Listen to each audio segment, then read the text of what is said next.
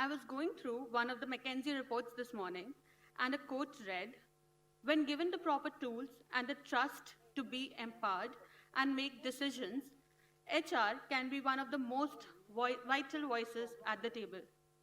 In the version of this, I, Ms. Kantuteja, NHRD campus leader at V School Mumbai, takes this opportunity to welcome you all in the event that addresses the big question, is slowdown a myth? In the view of highlighting the role of human resources function in the current economic environment. This event is brought to you by the NHDRN Mumbai chapter, knowledge partner Wellinger Institute of Management Mumbai, in collaboration with Be Spotted. Also, this event is being recorded and we are reaching out to more audience. For a ceremonial start, I request all of you to please rise in respect to the NHRD Code of Conduct, which if I may be so honored to have all of you repeat after me.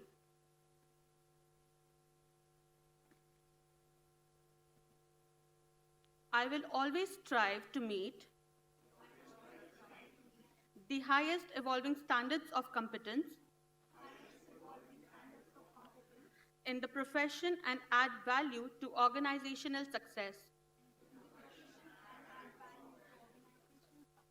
I will deal with all stakeholders with utmost integrity and create an environment of trust leading to ethical success of my organization. I will ensure that I'm always reliable and consistent in all my actions by accepting responsibility for my decisions and actions, thereby creating credibility for my profession and myself.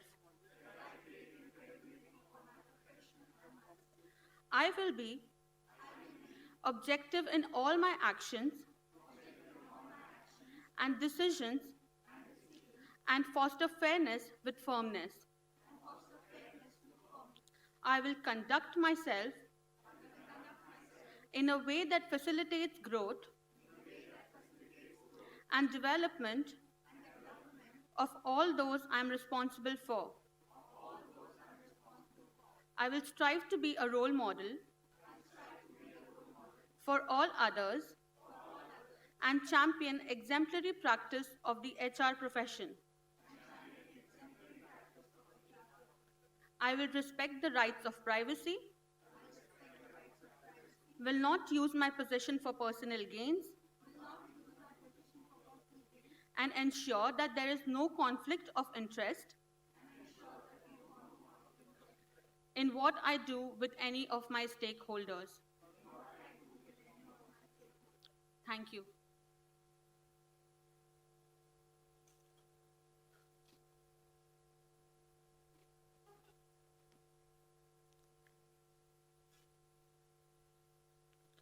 At the advent of the event, I am honored to welcome our chief guest, who is one of my most favorite people on the campus, Professor Dr. Vijayan.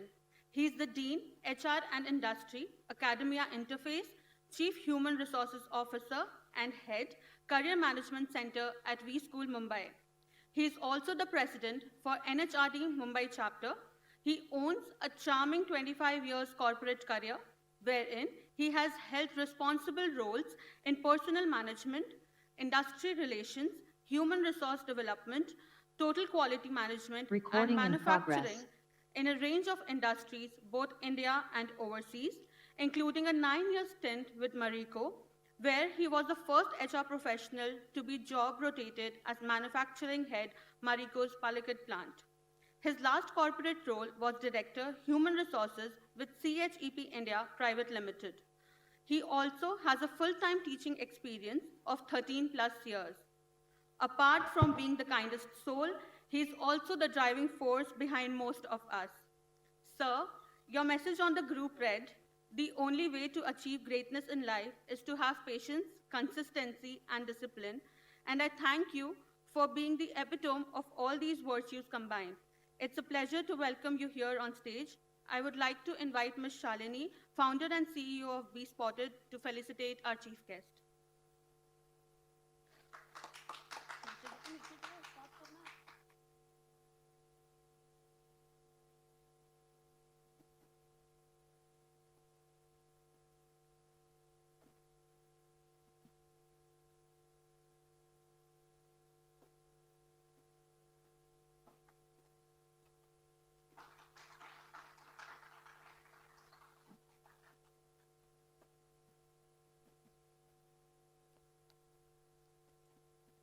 Thank you, ma'am. Sir, I request you to please address the audience.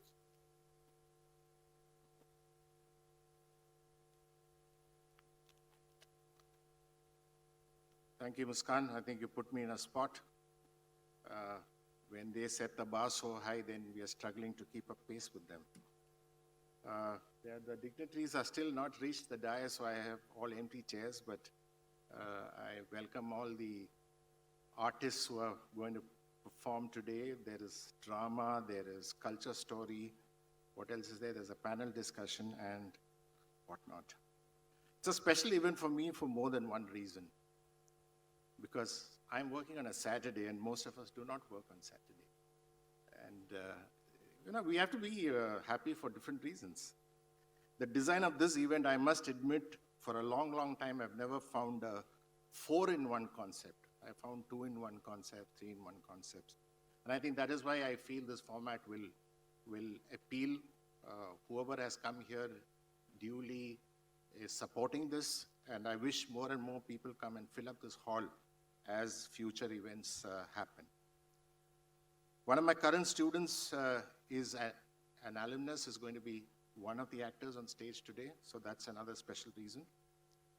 So why this topic and why I think the title is very relevant and my views on this. The very fact it is said it's a myth means the slowdown is not a reality. It could be a myth. And the reason why I'm saying so is we have seen past slowdowns also.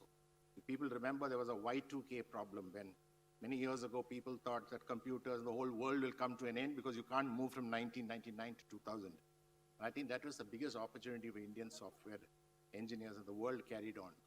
And then we had the financial recession, then we had COVID as the latest, and I believe, I used to be also scared, but I now believe is I'm welcoming any slowdown, because that means there's going to be acceleration somewhere else.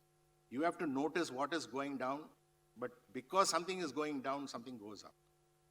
Especially in the COVID situation, I think it was a bad situation, nothing to feel so happy about. But I think at least employees started taking care of their health a little more. And corporates, I think, started believing that employee engagement doesn't mean anything if employees' health is not secured. So I think that was a plus point, and all of us have become slightly more conscious. And I think we have moved to an integral part of employee engagement, also having employee well-being. Also, I believe that new customer segments open. If you can't go to the restaurant, which was the struggle during COVID, Swiggy found an opportunity and the food came to you. And now that's competing with going to the restaurants. It's nice. Now there's a real tough competition. And some say that there's a resurgence of people wanting to go back. I'm one who doesn't like eating too much of the Swiggy stuff. It somehow doesn't give a sense of satisfaction. It's too easy. And sometimes you're waiting for too much. You wait for 50 minutes to get one, I don't know, gulab jamun or something like that. Role of HR, I think, is never in debate. It's at the board level, because now they have a seat not at the management committee, but at the board level. And when there are owner-manager-driven companies, it's a little different from MNC companies. And what I think is 3 things which I want to talk about is what we can do as HR is move away from this comfort with cruising along. I always found that whenever I'm cruising around, I was just behind going down, because life is not about cruising. So I think the cruising has to be substituted with riding and surfing the waves of change and opportunities. At one end, I saw my career sort of flattening out in one particular organization. I was given a chance to move to another function in the same Many people thought that I've been kicked upstairs or whatever it is, and I could have also resigned and found another job. But I think that was possibly the most foolish step if I would have done that. It's my gain. And the same thing happened when I wanted to come to academics also. Now I feel that 13 years I've been here, I wonder how time has flown. And I consider that I am a changed person. Nothing has changed around me, but the place has changed me. Second is, I think, this whole issue about griping, about, oh, it's so bad and so many jobs are going, and Mr. Altman comes and says that, AI will happen, then Mr. Tech Mahindra, Mr. Gurani sends him another tweet. I think these are all very interesting to watch, but the fact is, with whether it's AI or ABC or whatever it is, valuable new industries are going to get formed. And there will be some industries which are going to sort of die unless they reinvent themselves. I think the biggest thing which we can give our workforce and our managers is to move away from fear, inaction, and I would say apathy. I think these are all not very productive behaviors. It's an opportunity-seeking mindset that we should facilitate. It's about enlarging more space. And I'm going to quote Harsh Mariwala, who was my boss, owner boss of Marico. Very recently, he was asked, what is the difference between a manager and an entrepreneur? And I think he wrote it very nicely. An entrepreneur is one who chooses to identify and serve a larger purpose.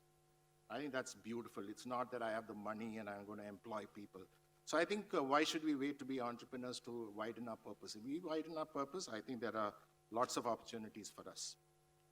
Last but not least, I must admit that I'm in a little sentimental mood because this is going to be the last event I'm going to sort of be in charge, because we'll have a new chapter president, and then the president would appoint his or her own team starting in July. So I'm happy that Be Spotted was possibly the last event in my tenure. And I must thank, before everything, my boss, the group director, who's been gracious enough to give this hall. He was keen about the event. He's very much interested in what happens. He's given me the space. And I wish he could have come and spoken, but probably he left it to me. So I really thank him and all others who helped us in setting up these events. Pratima, my left hand, right hand, whatever hand if you want to. My friends on the EC, students, volunteers, and each one of you who came for the previous event and for the event today, who have given their love and affection to this chapter. I can only say that we are leaving the chapter in healthier financial and other indices better than what the previous team did. And I think that's how the chapter goes on. I'm not going to disappear, but I will be possibly more of a volunteer and a silent participant. So thank you for all the love and affection. And I go back to Muskan. I hope I've done a good job. Humor was not very easy on the last day. Yeah, thanks.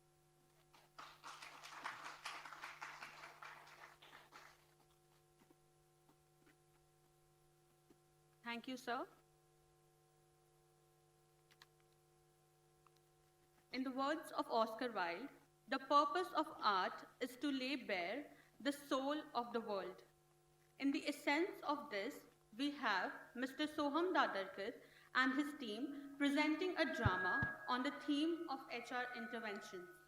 Soham sir is a facilitator with 20 plus years of experience in the learning and development, business development, travel, and retail trade. He started his career with Wipro and then later joined Amadeus India Private Limited. Soham and his team delivers engaging training programs for organizations and startups using stories and drama. He also teaches various B schools.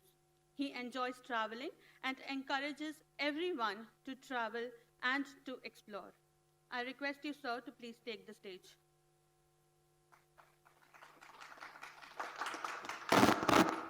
Okay, good evening everyone, namaskar. Thank you very much for inviting us. My name is Soham Dadarkar and I'm not from Dadar. Let me just clarify that on the outset before you ask me east or west. I am a typical Punekar born and brought up in Sadashupet. All right, just FYI for your information. Okay, I'm very excited to be here. Thank you, Shalini. Thank you, Pratima. Thank you, Professor Vijayan, for inviting us here. I am going to talk about is slow down a myth. Got around 100 slides. I think till 10:30 we should be finishing this. Is that okay, everyone? Now, before I lose the audience, we have a team over here that's going to talk about slowdown, whether it's a myth or not, through drama, right? So I have my team here. That's Samir. Samir is a professional artist. Hello. Joining us today. And that's Anuja there at the back. She's also going to play a role. Anuja, please don't run away. She's a part of our team. She's a professional actor as well, who does theater, web series, movie serials.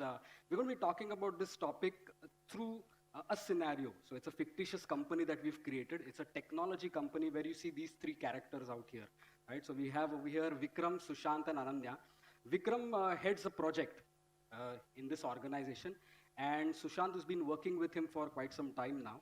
Now there is a lot of buzz that goes around that, there's something going to happen in the company. You never know what will happen, whether they'll be able to log into system or not. What's happening these days, layoffs around the corner, this, that is happening. So there's a lot of discussion going on in the office. And while you are going to be watching this scene that is going to be played out, we will request you to focus on the characters, their behavior, their action, and the impact it makes on business, okay? Because post the scene, we'll give you a chance to ask them questions. You can directly ask Vikram and Sushant, why did you behave like this in a meeting? What do you think its impact would be? Why are you saying something like this? Feel free to ask us questions. Right, so we're going to get started now. What we are going to do is we're going to take you to this meeting that's happening on a Tuesday evening, right? They are going to, just coming out of a meditation or a yoga session that the HR has organized for them. Yeah, I can sense that, yeah, all right. So this is what happens once they are just out of their meeting and they are going to get into their review meeting, all right? By the way, any Vikram, Sushant, and Ananya in the audience? No Vikram, Sushant, Ananda? Okay, great. This is a fictitious organization, fictitious characters. Any resemblance to name is purely coincidental, right? Okay, so I'm just playing that out. All right, let's get started, shall we? Shall we start? Yes. Oh, fantastic, let's go.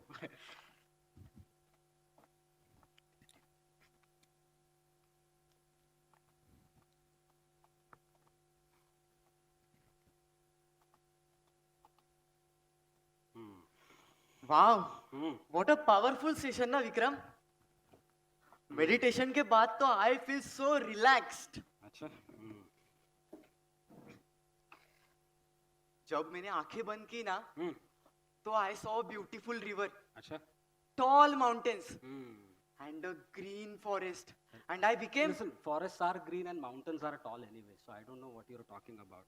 What is going on with this session and all? हाँ, right. But Vikram, I think you did not enjoy this session. What is there to enjoy, huh? See, this employees' well-being and all is a new trend these days, HR have taken to.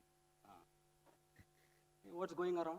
We are facing a slowdown. What are we doing? We are attending meditation programs. Huh? I think Vikram, HR intent was to just make us feel relaxed. Exactly. Because they are HR, highly relaxed.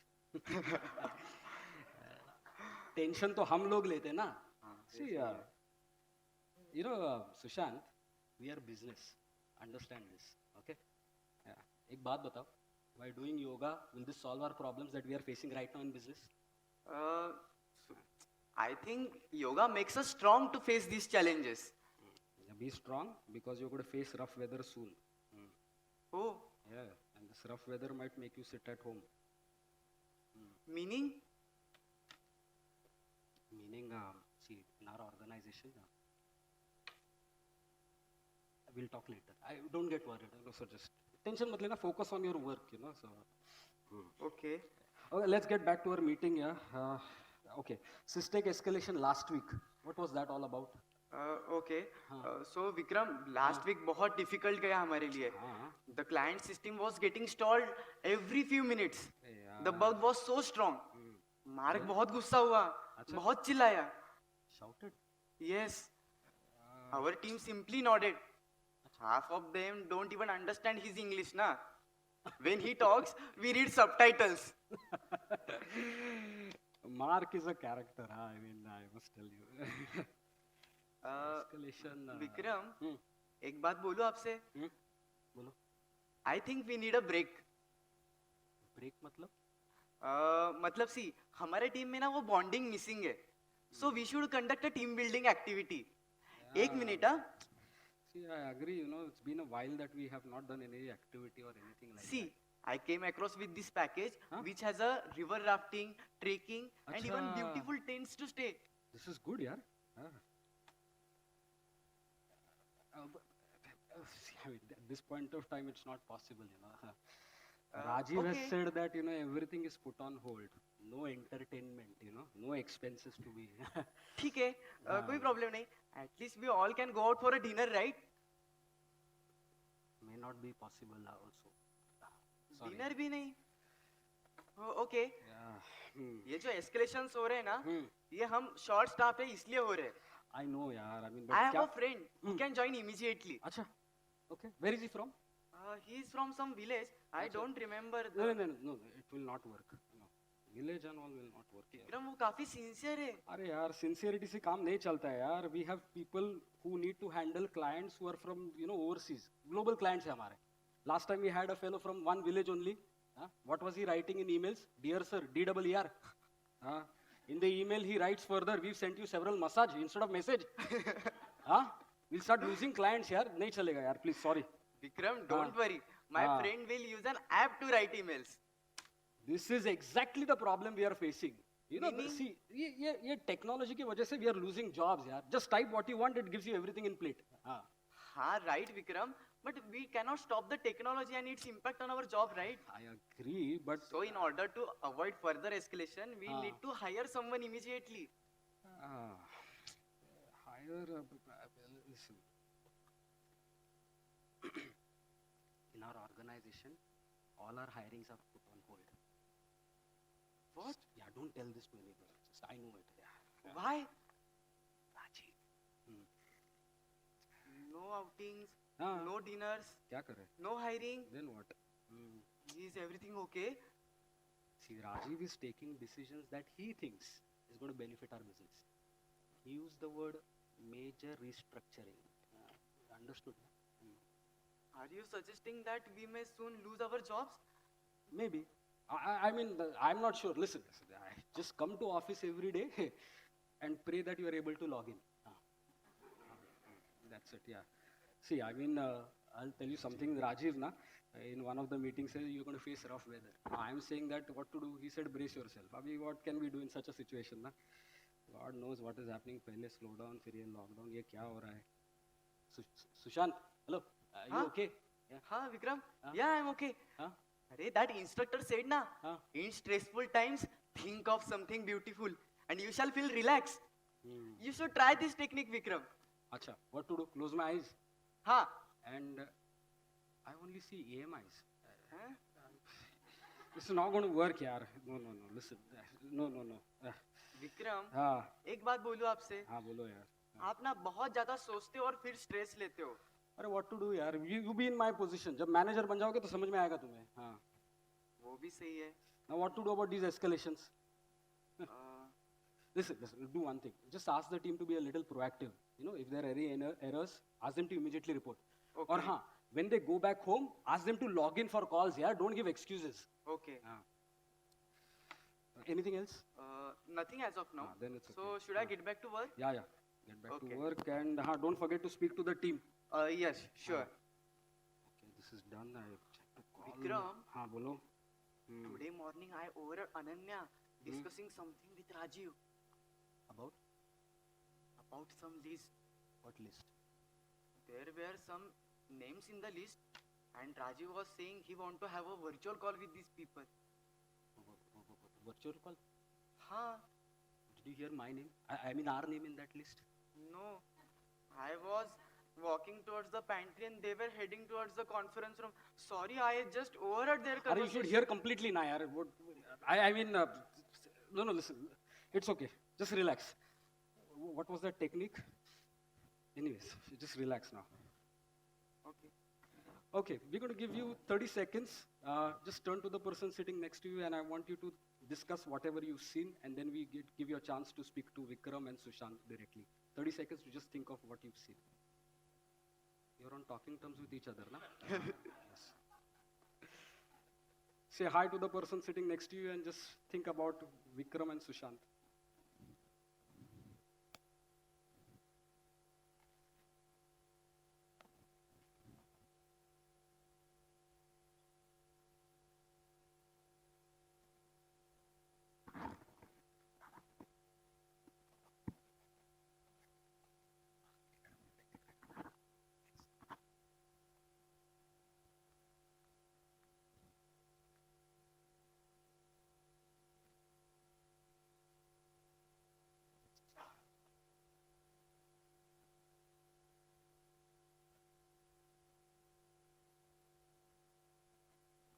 Okay. All right. Any questions for Vikram or Sushant?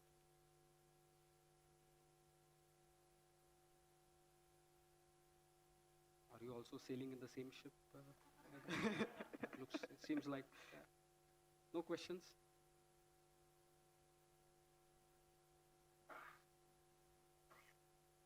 Yes, sir.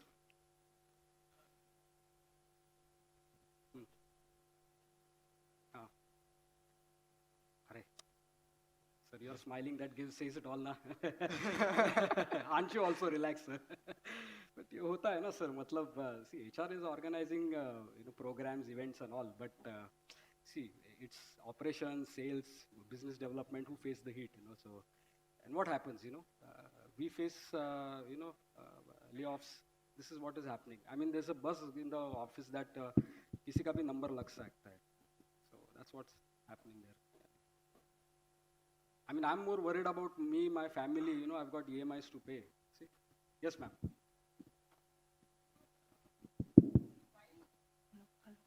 You being the project manager, Ji. and instead of calming down your team, you yourself were showing so much of stressful situation. Right. So I'm sure it could have been, handled in a better way. How do I handle? So I just tell him what's the reality, isn't it? Do you think I was wrong by sharing whatever is going on in the No, there is a office? way to share. See, when he's trying to say something, you are just shutting his, words. Mhm. So being a senior, I'm sure that we need to be polite and in a positive way. We should, tell to our subordinates or Okay. to our team. So the Positive. delegation of words is very important. How you say Which, it. yeah, how you say. So rather Okay. than what you say, because the same stress could have been conveyed in a different way. Okay. So saying it positively that there are layoffs around the corner. So Yeah, of course. Even if that there you are are from reality- HR. I can 100% I'm say not that. from HR, but All right. So I'm going to learn that. How do we say that? Any question for him? Are you are targeting me only now? ऐसा कैसा? No questions for him. Huh? He's coming up with team building exercise where in Himalayas river rafting. Is this the time? Yes. Are? Yes, it do. Yeah. See, he'll close his eyes only if things go wrong. I have to face na. And this is all because of that Rajiv, our CEO. The CEO takes decision like this, overhire, and then, make a list. And I'm worried now because probably my name is on the list. He's also, right? All right, so let's see what happens. A couple of weeks later, they are again back to the meeting room. There's a bit of a discussion between Vikram and Sushant about some reports. Let us watch what happens in that meeting. And probably we'll also see HR joining us that meeting a little later. All right? Are we all set to watch the next? Sorry? Alright, no EMIs for him. I don't have any EMIs to pay right now. I have to pay, na. So it's all linked, madam. All right, let's watch what happens in this review meeting.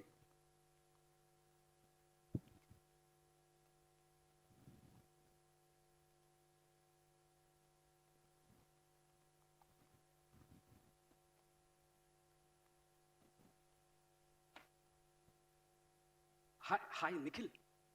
This is Vikram. DIBM, MBA batch. Yes, that's me. Right. Yeah, how are you, man? Good. All no, all well. Listen, Vikram, I got your number from Nidhi. Nidhi from our batch. Arey, you were also performing in that skit, na? She was a part of. Skit was on that women empowerment, na? That Nidhi, yeah. She got married later immediately, Yes. Listen, I called you because, see, both of us are in the same domain. So, it's been quite some time. I'm looking for a change, so. Acha, hai? Okay. Good. No, I'll send you my resume now. No, we'll catch up. Pakka. Yeah, we'll meet. Okay. Yeah. I'll send you an email. I'll talk to you later. Hi. Morning, Vikram. Hi, come. Acha, Sushant, I was just going through your monthly reports. Yaar, सिर्फ DT और ASR भेजा है report, बाकी कहाँ है? Actually, Vikram, I have noticed that we make around 16 reports. So उसमें से बहुत से ज़्यादा repeat होते हैं. It means we are just duplicating our work. तो So I think we can reduce our reports. हमारे previous startup में ना this is the problem again. Startups. We are not a startup. We are a tech company, and we've grown up to this scale only because we followed a system and a process. Why you want to change? जो already हम काम कर रहे तो. But Sushan, we could. I want reports. That's it. Okay. Any escalations yesterday? No. We have implemented all the updates which Mark had suggested. Good. And it's working fine so far. Good. So ये चल रहा है. Good. Anything else you want to discuss? Vikram, while on my way here, I met Ananya. Ananya from HR? She was saying if Vikram isn't today and wanted to see you. Me only or both of us? No. She spoke of you specifically. What does she want to talk about? I don't know, but she's coming here only. She's So coming should here. I leave? Good morning, everyone. There she is. You wait now. Hi. Morning. Come. Hi. Ananya. How are we doing today? All well. Ananya, all of a sudden, no meeting invite. Yes, sorry, Vikram. It's bit important and urgent. इसलिए आना पड़ा. Okay, fine. Sushant, you can go back to your desk. Yes. No, you also need to be present. Please stay. Okay. You also. Okay. So, yes. So, Ananya, what is it that you want to discuss? So Rajiv has a message that needs to be shared ASAP. अच्छा. इसलिए सब काम छोड़ के आना पड़ा. अरे Rajiv, okay. What is? Yeah, I mean, tell us what is it. So, Okay. Well, Vikram, you have been this organization for a very long time, yeah, and you have contributed immensely to the business. Hmm. And we all appreciate your efforts. But currently, the market is quite volatile. And there's a good probability that the condition might go from bad to worse. So, it has been decided that Vikram, you have to... I have small kids. Huh? I have small kids.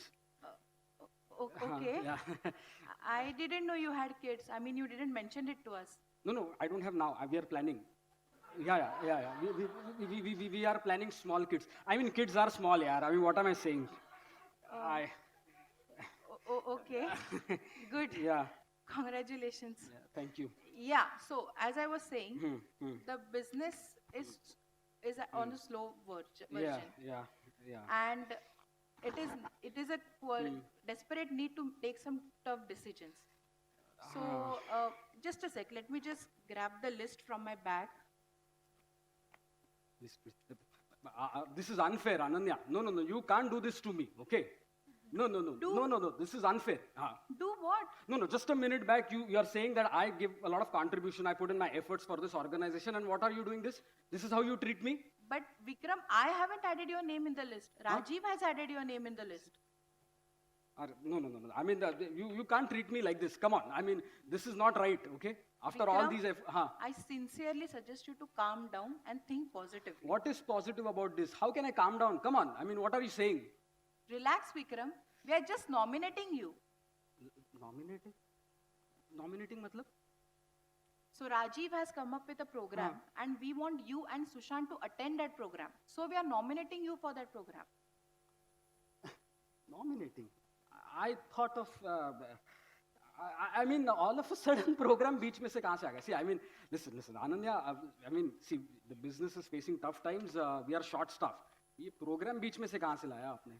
I agree with you, Vikram, but Rajiv is at the opinion that at such uncertain times, we really need to upskill ourselves. You know, ताकि हम sustain कर सके, survive कर सके. Ananya, what is this program about? Yeah, so just let me see. Yeah. So the main objective of the program is to how to deal with volatility. Like how can we conduct with our clients, how to interact with our customers, business in such uncertain times. Yes, we need this. Yes, and the two significant approach for this programs are innovation and adapting to change. Like how, Vikram, you're listening, right? Yes, absolutely. Yeah. So how one needs to be innovative and how one should adapt to the change. How there should be diversity, inclusions and various perspective, ideas, right? This is very interesting.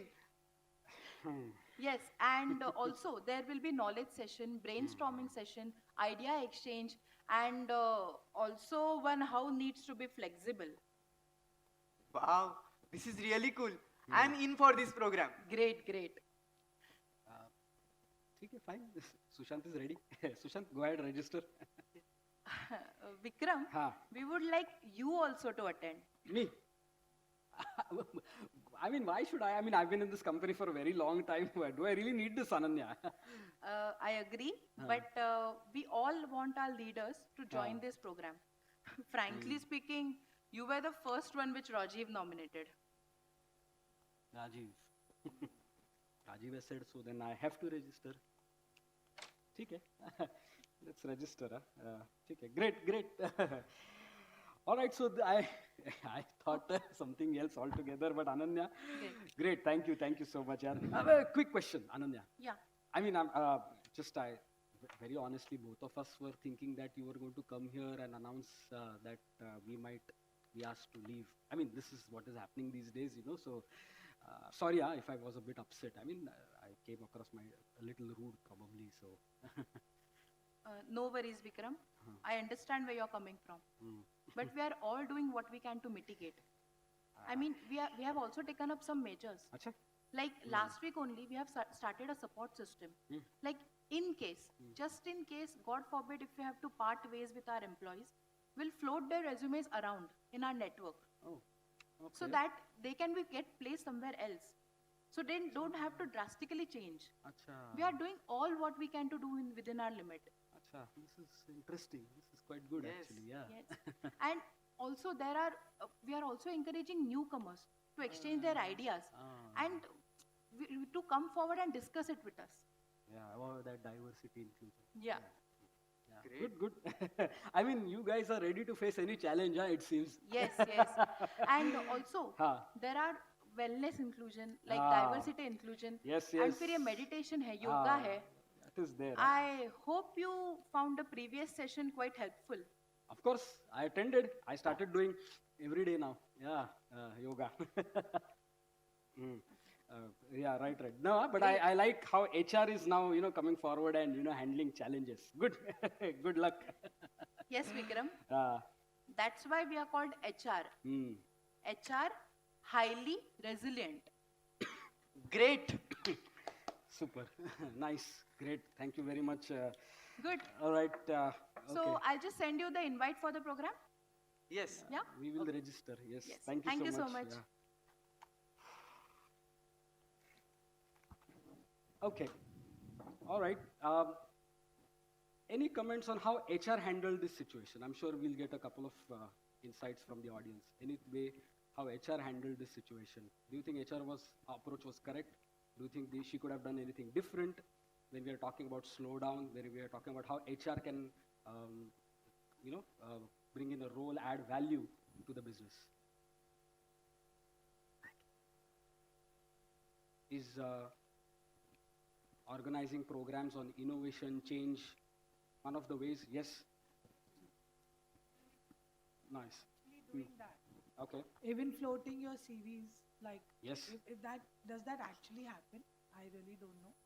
But Yes, this, yes, this does part happen, yeah, yeah. of HR was very, very well Okay. presented. Mhm. And I think it's a very smart move if it's handled the way it is Yes. actually shown.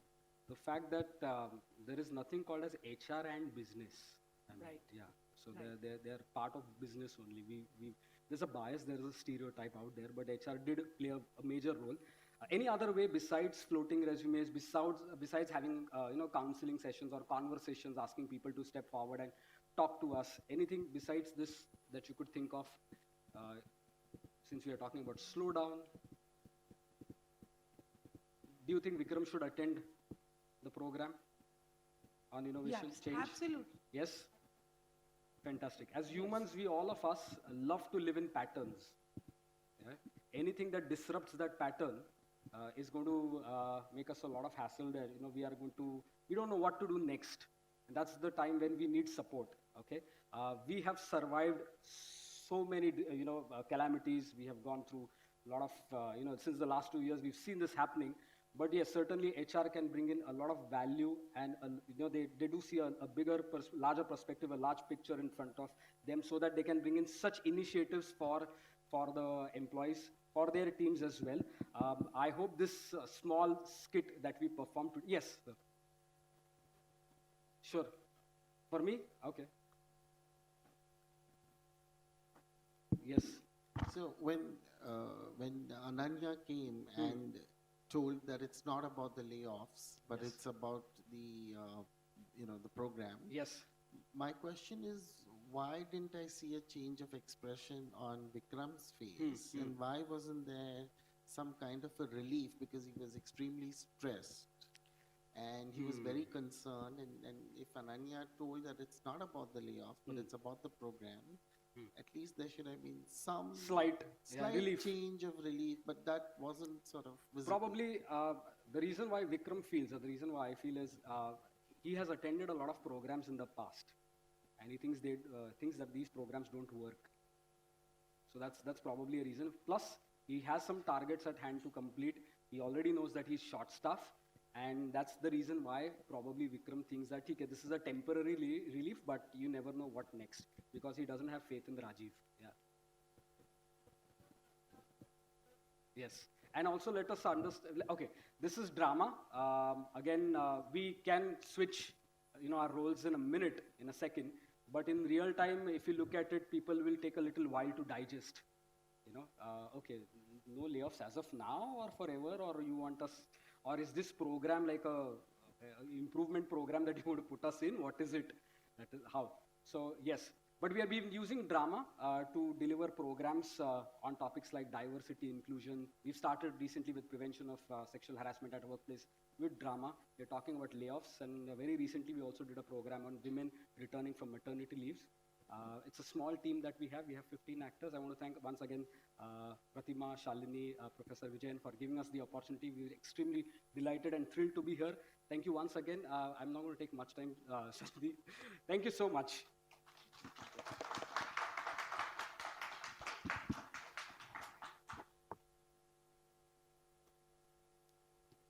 Thank you so much, sir. That was really insightful. I request Ms. Pratima Singh, Manager, NHRD Mumbai Chapter, to please come on the stage and felicitate the Soham Dadarkar Academy members.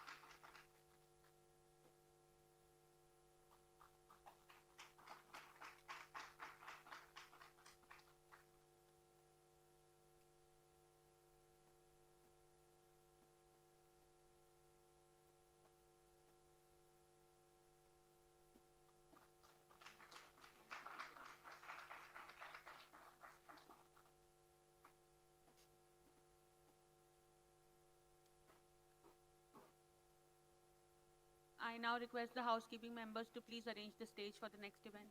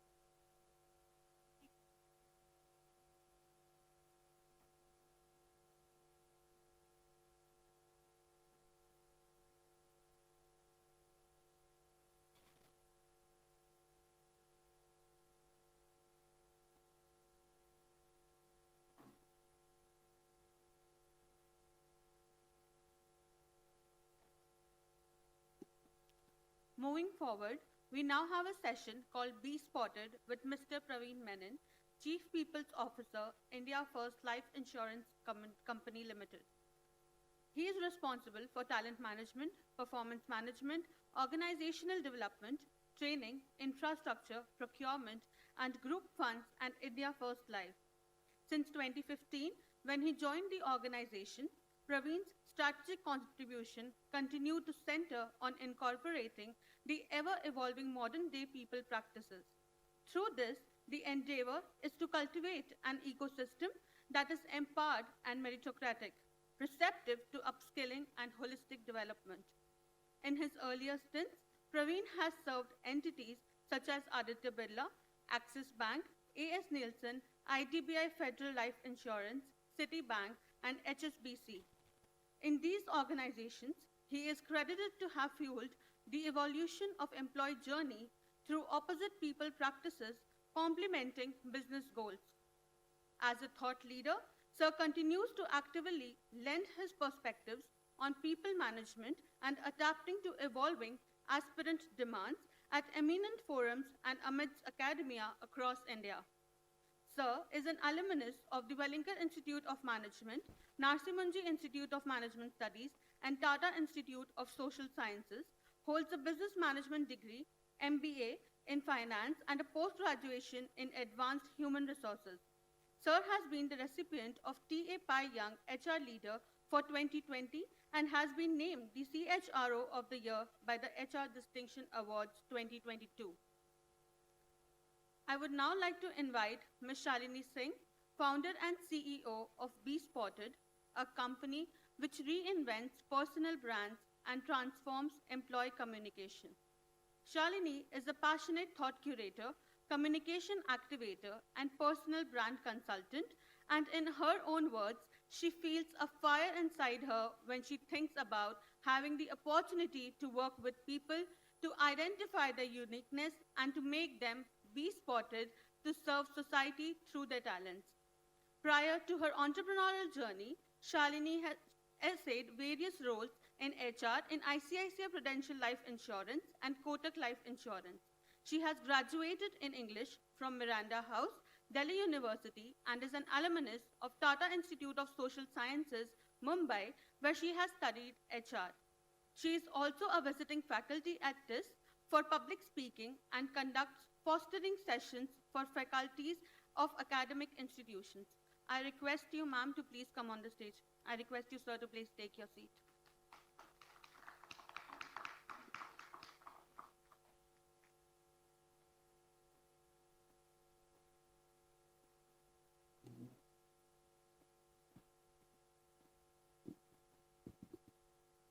Over to you, ma'am. Thank you, Muskan, for that lovely introduction. And a very warm welcome to each one of you. I'm sure you had a good time with the stage actors, and there was some takeaway for each one of us. And now I have with me Mr. Praveen Menon. Of course, you went through the introduction. You know, the one reason why I thought of Praveen for this particular session is that he has, and I think you noted that in the introduction, he has a finance MBA graduation to his side. So, you know, the first question that comes to my mind, because when I think about HR, has got nothing to do with finance. Maybe, yeah, of course, compensation and benefits is there.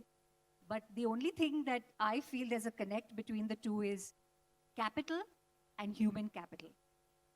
So on that note, the first question that I have for Praveen is that how does a finance MBA graduate degree give you the extra mileage as a chief human resources officer? Thank you, everybody. Pleasure to be here. Thank you for that first question. So there's a story behind it. Of course, I was a finance graduate, and 2 decades back, the organization that I was working for, which was HSBC then, they had something like a competency mapping exercise done then. And one fine day, they promoted me and they told me that, you have all the behavioral competencies for you to be a good HR professional. So I was a finance graduate, and I vehemently protested of moving on to HR because I didn't know anything about HR. And I said that that's not done, and you can put me anywhere, but not into HR. But at that time, HSBC said that we are a banking group, right?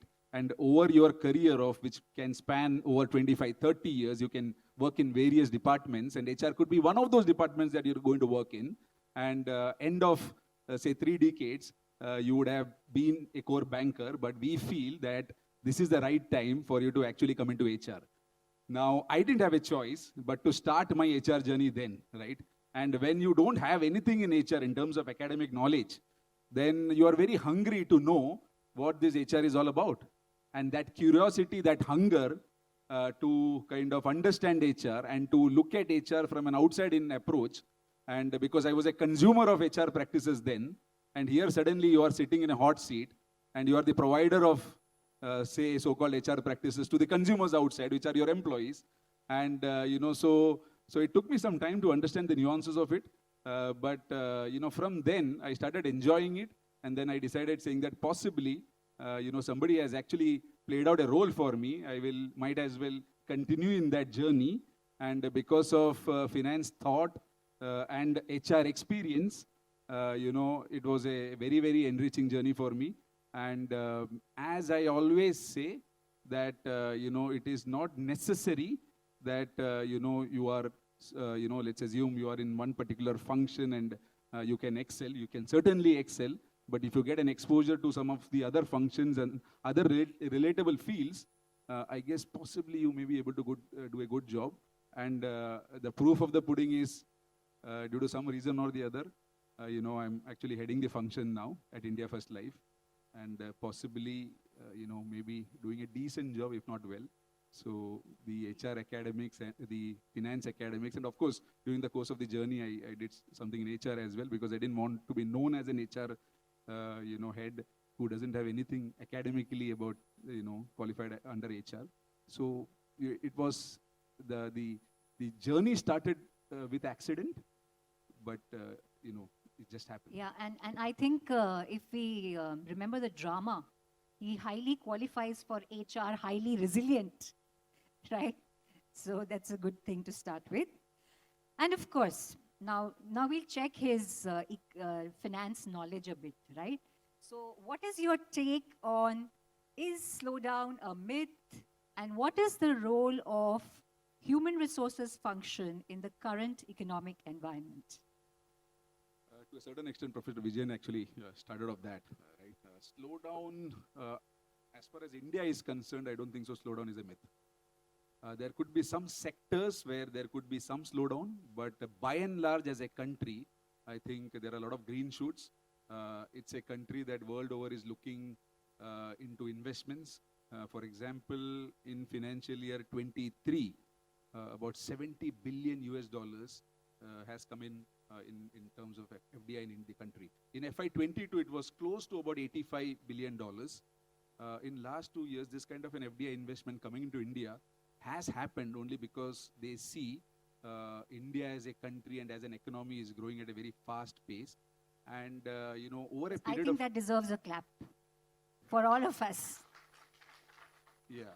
And over last about a decade or so, you would see Indian services and Indian products best in class, right? There are companies and there are especially software services, etc., which world is consuming. And so the best of the products are actually, getting curated and produced in the country, right? Be it services and products either ways. And of course, the government initiative of Make in India is further adding, fuel to the fire.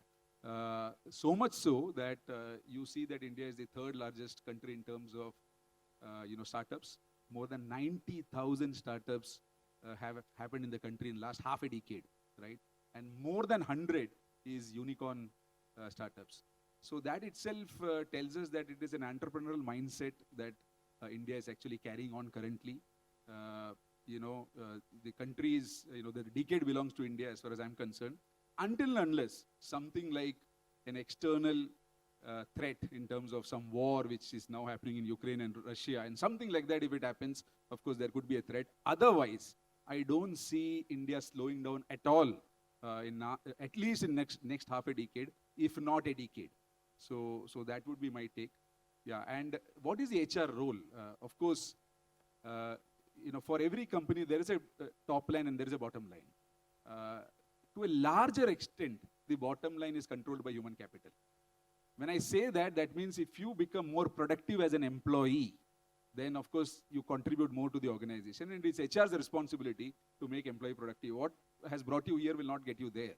And, you have to, keep this in mind, and you make sure that you kind of inculcate this habit of getting employees upskilled, either voluntarily or through an intervention.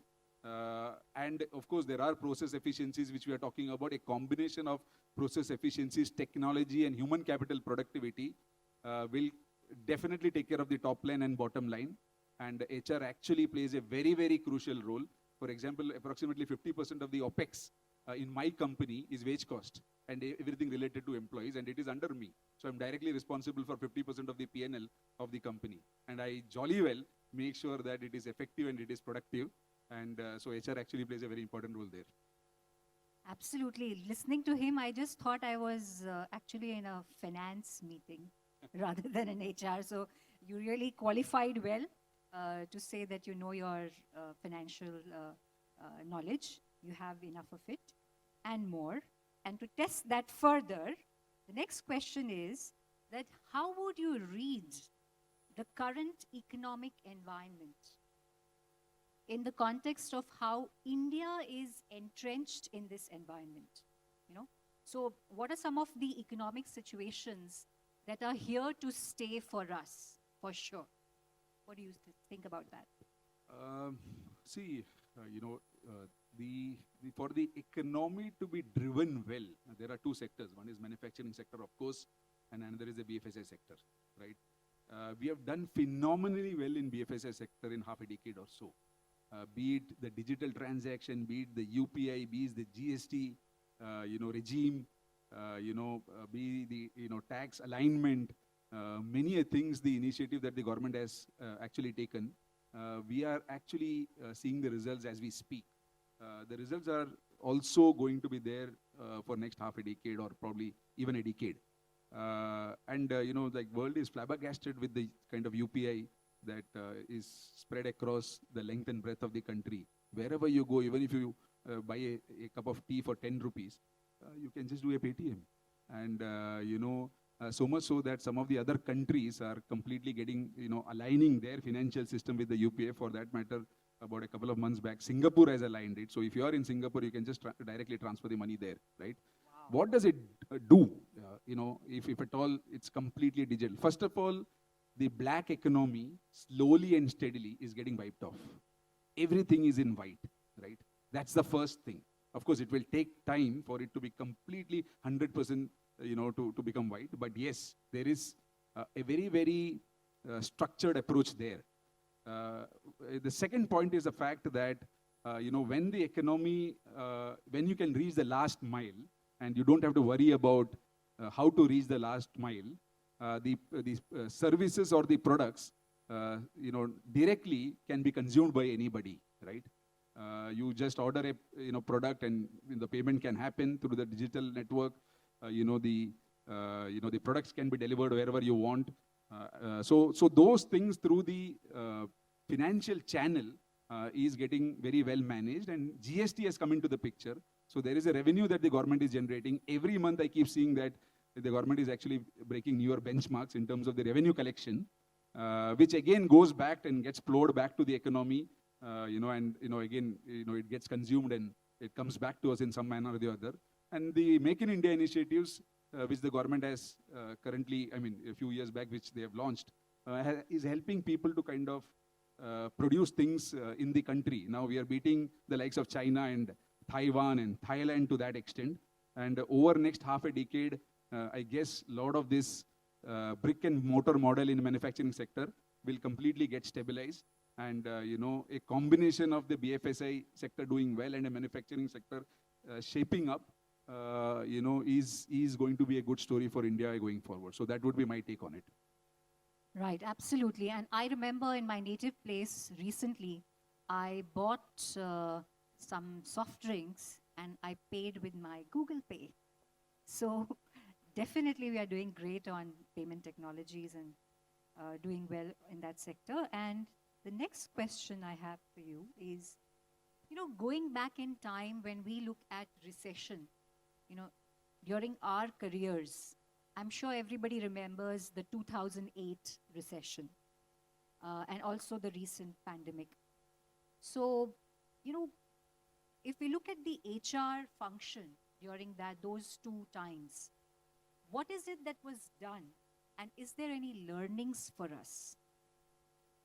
Yeah, so 2008 actually taught the business that you can't be completely dependent on a Western world.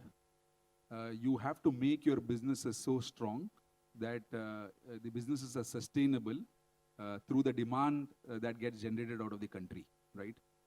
Fortunately for us, the banking system was pretty robust. So although the slowdown happened then, but the impact was relatively lesser in India as compared to that of, let's assume, US, right? Now, 2008, it was completely something which was, all of a sudden, the entire world, it took the world by storm in a negative manner, right? Suddenly, businesses started thinking that you need to develop new models for the sustainability to happen. For example, be it MS Teams, be it, Zoom, pre-2020, even if somebody would have said that, can we have a meeting through a Zoom or an MS Teams, and can you have a work from home policy, etc., at least in Indian context of things, it was not something which was very, very, very much acceptable, right? But 2020, of course, you didn't have a choice. The business had to happen. And so all the businesses, and they started re-looking at their model, and they said that, okay, for us to survive and sustain, because start of 2020, you never knew when the pandemic is going to end.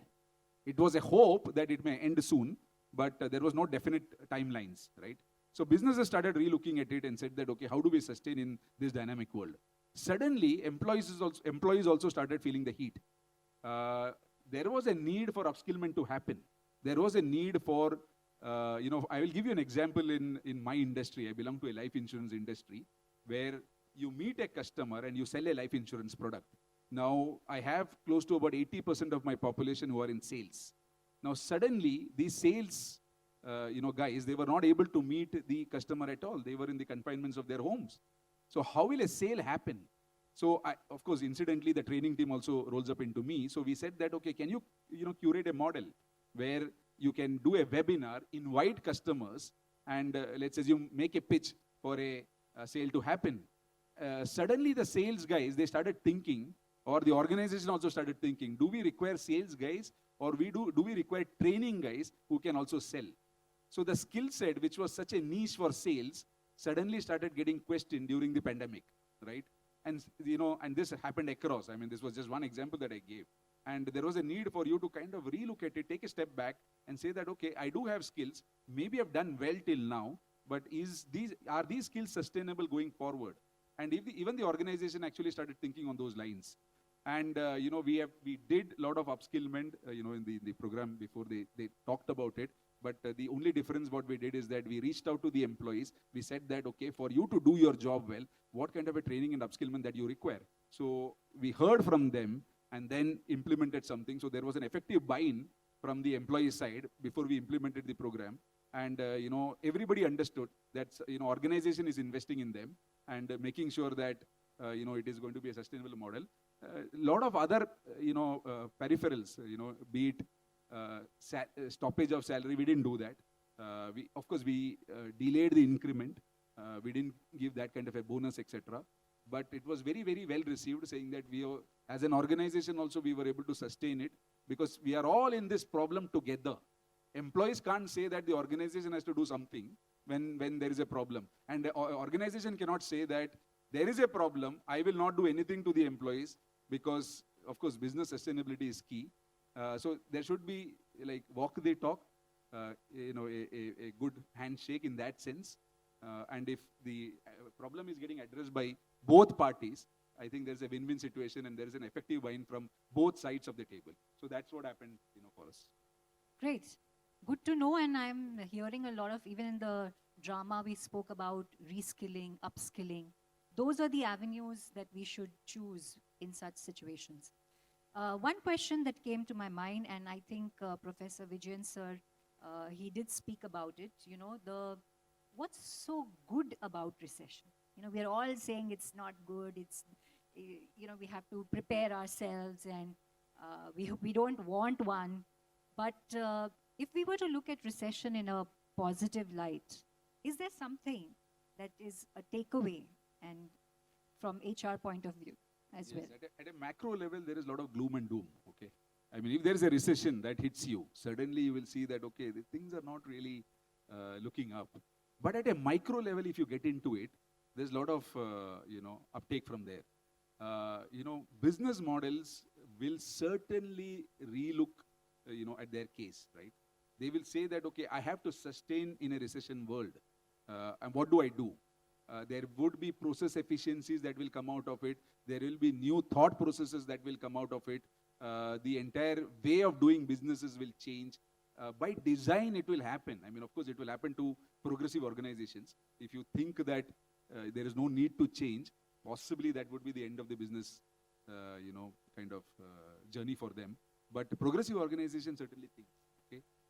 As an employee also, suddenly, instead of course, again, I'm quoting the previous act, in organization pushing upskillment, employees will say that, okay, if I have to be relevant, I have to do something and keep upskilling myself. So there is automatically a trigger from the employee side for them to become better. They will reach out to the organization, and suddenly I've seen a lot of employees asking the organization, what should I do? I want to do my job well. Hitting the panic button. Yes, exactly. I mean, yeah, absolutely. So again, I mean, those are some of the things, which has happened. Post-pandemic, some of the business houses, if you look at their business model today, the bang for the buck has actually gone up drastically. It is because of the pandemic hitting them. They relooked at it, otherwise which would not have happened. And today they are in a better position in terms of their productivity and absolutely models, right? Absolutely. Yeah. All right. So we heard so much about finance and HR together. Now, one question that comes to my mind is that, and this is the last question after which I will open the floor for questions. You have been someone who has invested in your own learning. Going for I remember I met Praveen in Tata Institute of Social Sciences. So he was going through a program in HR there after doing finance and then opting for it. So how do you think an HR professional can become a better professional, can get better at his or her expertise? Yeah. So basically, HR should be an enabler and a catalyst for business to do well, right? For that to happen realistically, what I feel, again, completely my personal views, okay, is that if you get a stint outside HR, if you're an HR professional and if you get a stint outside HR, you need to take it. If you don't get it, you need to create a situation for you to work outside HR at least for some time with a clear view that it is not that it is a short assignment or a short-term assignment that you're getting into and you want to come back to HR. That's fine because you may be an HR professional, but should go with an open view stating that if I like my stint outside HR, might as well continue in that stint, right? Or somewhere else. If that happens, and of course the organization also has to be the enabling tool for they to provide them with. A lot of big organizations, they give that opportunity if they are conglomerate. But smaller organization, possibly at times they're not able to provide this because they say that you are hired for your specialized skill. And if you tell me that you want to work somewhere else, then there is a gestation period required for you to kind of get upskill, and which we are not comfortable, okay? But if given an opportunity, you should grab it because that will give you a lot of business dynamic thought process. And you can come back and implement it in HR so that HR can be a real partner in the journey of business rather than HR getting considered or you as a professional getting tagged as a siloed function or a siloed professional, right? Even if you don't get a stint, even if it is some kind of a secondment, etc., take it because as Professor mentioned that there is a board seat for HR now, right? And when you're sitting in the board meeting, you need to have that gravitas as an HR professional to talk business. Of course, you know your domain pretty well, no problem at all. But if you start talking business, or business sense, then of course, whatever you want to do in HR, it becomes much more easy for you to implement it. That's what I have seen, and this is my experience actually that says, and again, my personal opinion. So for all the HR professionals, if any, out here, if you get a stint, take that stint. It will help you to grow as an HR professional. Thank you, Praveen. Lovely listening to you for all those questions that you've answered. And like I said, I always felt I was somewhere listening to financial numbers or financial gyan. So thank you so much. And now over to the audience. If you have any questions for Praveen, we have people who are with the mics. You can raise your hand and we will hand over the mic to you.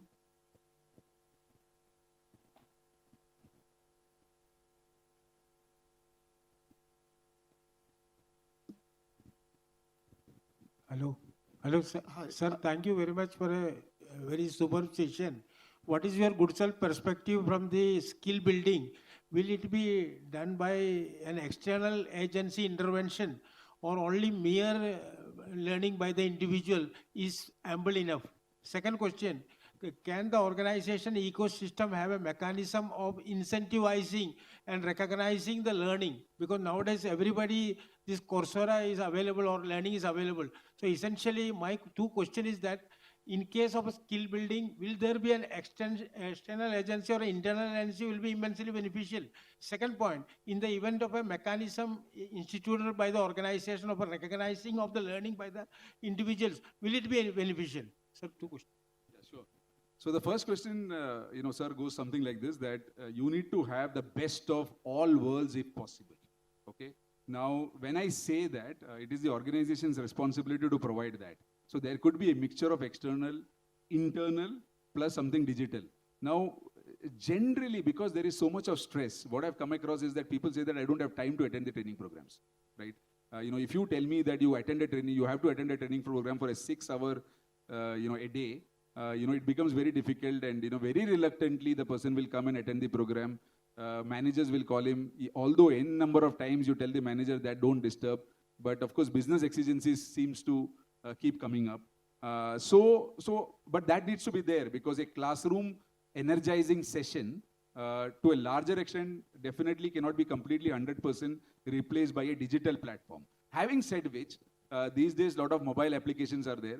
So that also organizations have provided. I have provided to my employees, wherein we say that, okay, maybe in the morning, maybe late evening, whenever you're traveling, it's a quick, bite-sized, gamified versions of training programs, which content at times gets curated externally, at times it gets curated internally, but the content recall, which is very important. What is And the you point? can rewind it and read it. Exactly, it's available. And content recall, which is the need of the hour. What is the point in going through a learning program and you don't recollect anything after a couple of months, right? So that is something which organizations are implementing. So to answer the first part of your question, everything external, because we'll have an internal training team also which delivers, plus digital platform which would have world-class content, right? So, and these days there's a term called massive open online course, which a lot of the organizations are actually pushing for. So that is one. The second part of the question is that, yes, until unless there is a carrot and a stick, I have seen in my experience that at times things don't work, right? So a lot of this upskillment, if it has happened, either first trigger would be saying that it is a part of the KPI, so that some prod would happen for the person to attend the program. Once the program is attended and the person is getting trained, there are some additional pointers or points that gets allocated to people, which helps in terms of career progression, in terms of job rotation, and in terms of leadership planning also. So those are some of the new age people practices which organizations do, because people say that, okay, if you have to get promoted, you have to get upskilled. And these are some of the programs that you will necessarily need to upskill, because certain points at the time of promotion actually gets picked up from here. So those are some of the interventions which HR has done or HR is still doing. Yeah, good to know about that, because a lot of people come and say that, if I do a executive program in MBA, will that be counted? Okay, is it going to really matter? So good that we're thinking on those lines. Hi, I'm Manoj. My question is, actually, I'm heading HR in Sport of Singapore Authority. So we are identifying iPods and we are investing money on them. We are planning for their succession planning for 4 years. So we are some identifying the people and we are assigning some coaches. But we observe that after 3 or 4 years, we are joining somebody else. So my worry is that whether I am developing leader for my company or another company. So what we should, how we should get the insight whether he will stay with me or not. So there is anecdotally, I can say this, that finance, they check with HR saying that if I invest in people and they quit and go, what happens? Where is the return on investment? So the HR actually rebuts to finance and says that if you don't invest and if they stay with you, then what will happen? Right? So it is always a dichotomy stating that, you invest and, hoping that the other ecosystem. So one is upskillment through investment. My question is that actually my phase 2 will start in April 2025. For that, I have started investment of that person from 2020 somewhere. Right. And now, last month he put the paper, he joining our competitor. Right, I understand. So my answer to that is that training is one intervention to retain and ring fence the people, or upskillment is just one intervention, right? But if HR is supposed to ring fence and retain the talent, there are many interventions which they have to put in. Just by upskilling and making a person a hypo, possibly will not help to retain that. There should be a reward mechanism. There should be a succession planning mechanism. There should be a leadership development mechanism. So there are many, and an empowerment, of course, which is the most important thing. Career path. Yeah, and to define, so there is a career path which has to get defined. There is something which we call it as, empowerment, which will help to the person to pursue the career path. Otherwise, if both of these things doesn't happen or go hand in hand, one intervention will not be able to retain. The second problem that I've experienced, because you touch base on this, point, is that you first identify a hypo, okay, through various means. Generally, organization, they apply the 9-box grid, where potential and performance is what is getting looked at. Now, how do you announce it? Now, the moment you announce it, the people who are not in hypods, they are completely a demotivated lot. If you announce the hypod, what I've also seen is that there's a chip in their shoulder, saying that I am the hypod, now I'll do anything. Okay? So the organization need to be sensitive about this fact and see how the evolution of the organization is and what is the culture that the organization has, and then decide that what is the best fit for them to kind of do this. So I've seen that in the past. In some organization, we had announced it, and suddenly there was about a lot of people said, why am I not in the hypod? I am doing so well, and I'm demotivated already because somebody else is there in hypod. And those hypods, over a period of time, they felt that they are somebody who is kind of, prominent, and there was a kind of, in some manner, a chip in their shoulder. Right. We have a question there. Yeah. Hi, sir. First of all, it was a pleasure listening to sharp insights from you. My question is that you talked about that challenging times like recession can be also seen as an opportunity for transformation. So my question is from there that how do we distinguish between what we don't get caught up in process efficiencies and the real transformation? So that's my question. That's the business strategies, right? The business houses, they will have to clearly define, saying that, okay, what is short term and what is long term. Process efficiencies, possibly to a larger extent, can be a short term or near short term goal, right? But sustainability of the business can be a long term goal. And you will have to look at those vectors as leaders in the organization and decide, saying that, okay, what is the long term vision? The vision can be 2 years, 5 years, 10 years. Put various milestones, define those pathways, and pursue that.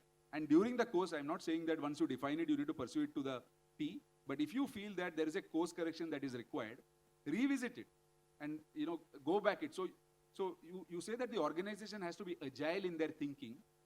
These days, agility in the thought process is something which everybody expects. Otherwise, there is a chance that as an organization, you become redundant. So I think business leaders are aware of it. Short term and long term with an agility of doing a correction in case if it is required is something that I think people do. Thank you. All right. We have 2 more questions. One. And then we come to you, and then we close. Thank you. So my name is Ramakrishnan from Reliance Retail. So my question to you is that many managers actually prefer not just from within the organization, but actually within the, not just within the function, but within the industry as well. Right. Okay. So how do you nudge or encourage managers to look beyond just their own industry or beyond their own function as well? Like you give an example, how we could nudge managers to do that?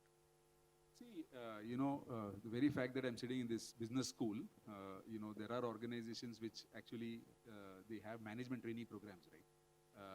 The students actually pass out and, they get into a function without absolutely no knowledge of the function at all, right? And there is a percentage of those freshers, so-called freshers, who gets placed.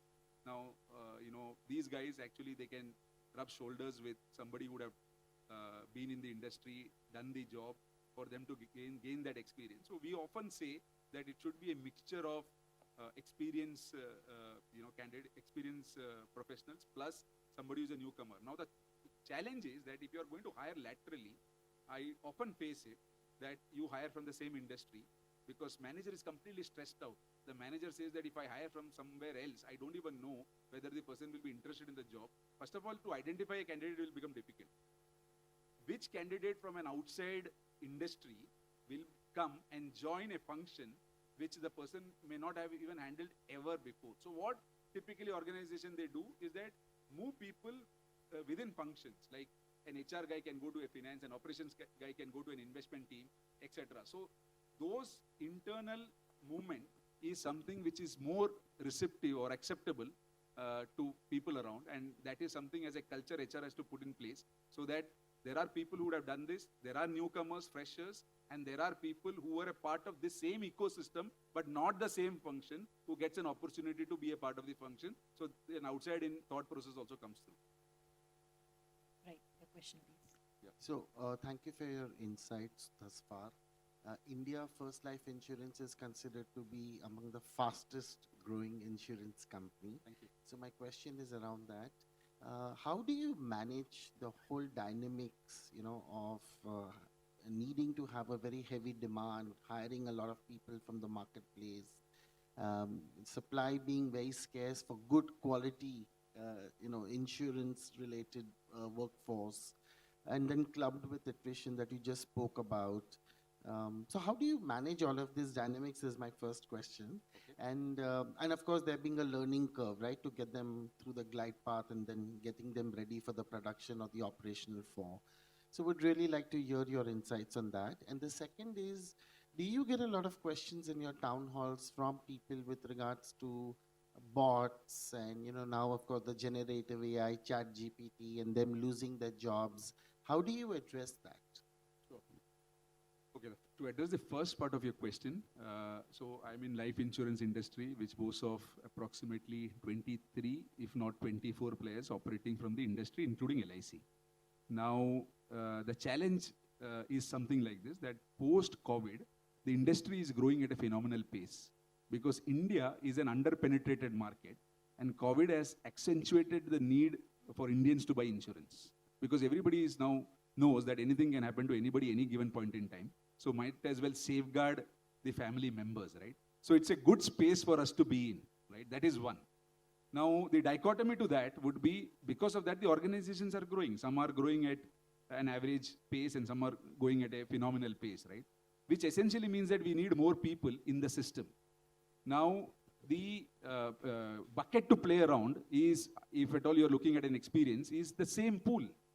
Now, the business model is such that if somebody is doing well, somebody else is there to poach that person because the salaries at a field sales force is not very high, right? It will be about a 3,50,000 rupees, a 4 lakh rupees annual package, apart from incentives. And if somebody is giving 50,000 rupees more annually, the person is inclined to take up that because at that salary bracket, a 50,000 increase is something which is cannot be let go of, right?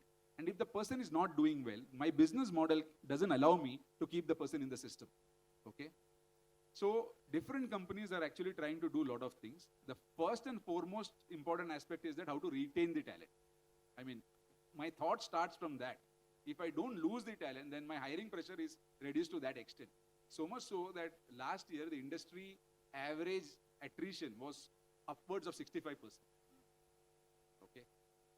Of course, we are much lesser, So the ecosystem that we have created is to ring fence the talent. That is one. Number two is that various means of hiring, mechanisms of hiring. We partner with business schools, etc., graduate schools rather, and take people there. And we are ready to invest in people for a couple of months for them to completely get upskilled.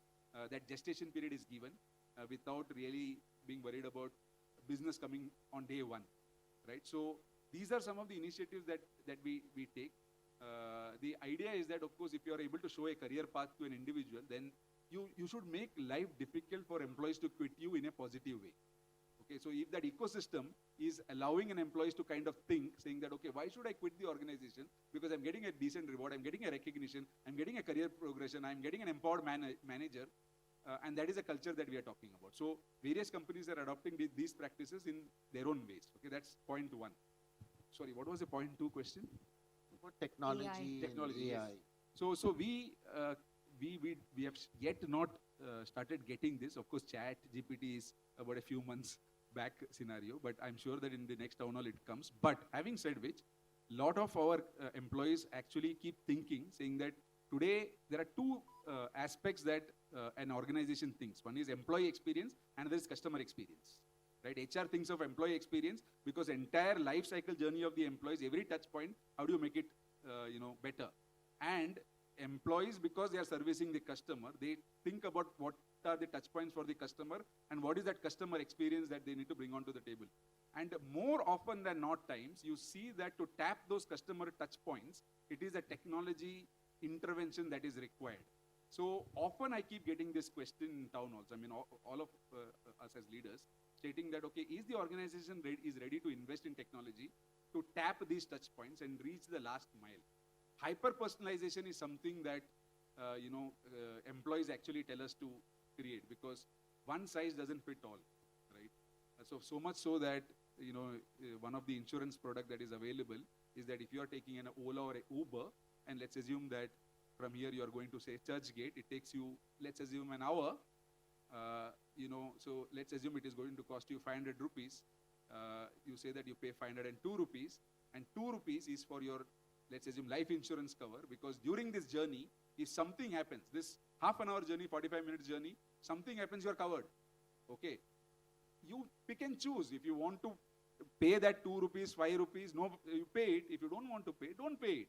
That is the kind of hyper-personalization that is getting into the market.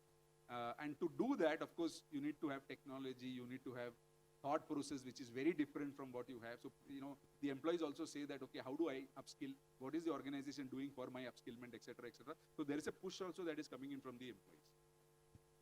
Thank you, Praveen.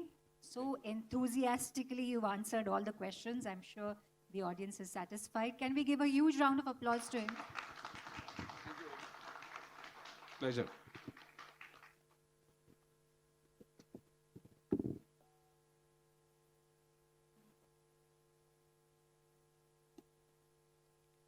Thank you, sir. Thank you, ma'am, for an insightful session. I now request Professor Vijayan to please come on stage and felicitate the members.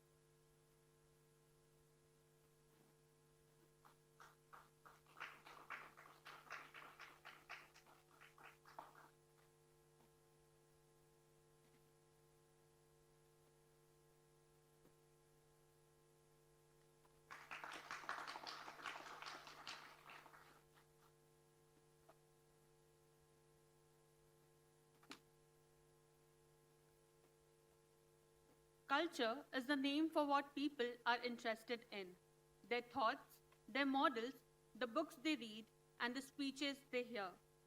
Through these words, I would now like to invite Ms. Bhumika Shetty to present a cultural story.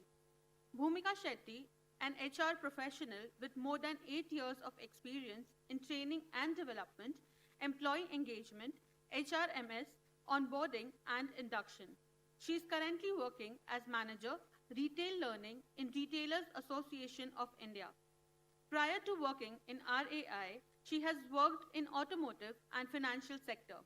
She has conducted various trainings on organizational behavior concepts and soft skills during her corporate tenure.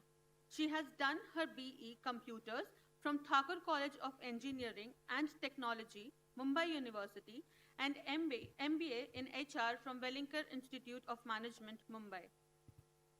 Before you take the stage, ma'am, I request the housekeeping team to please clear the table.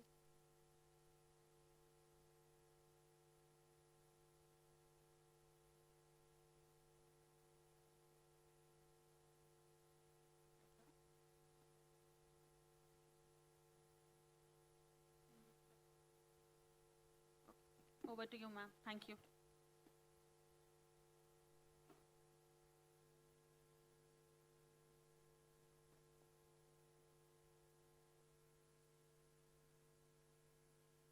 Good evening, everyone. Okay. So after 2 lovely such sessions, I get my opportunity to present a interesting culture story. So before I start, my first question to you, what is culture according to you?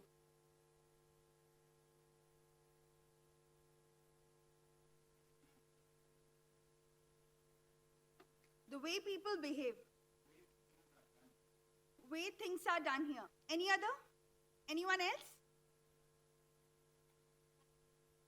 Okay, in absence of the management, that's really... So somebody had once mentioned, it's like when you get into a restaurant, how the place feels, the smell, the ambience, that is culture.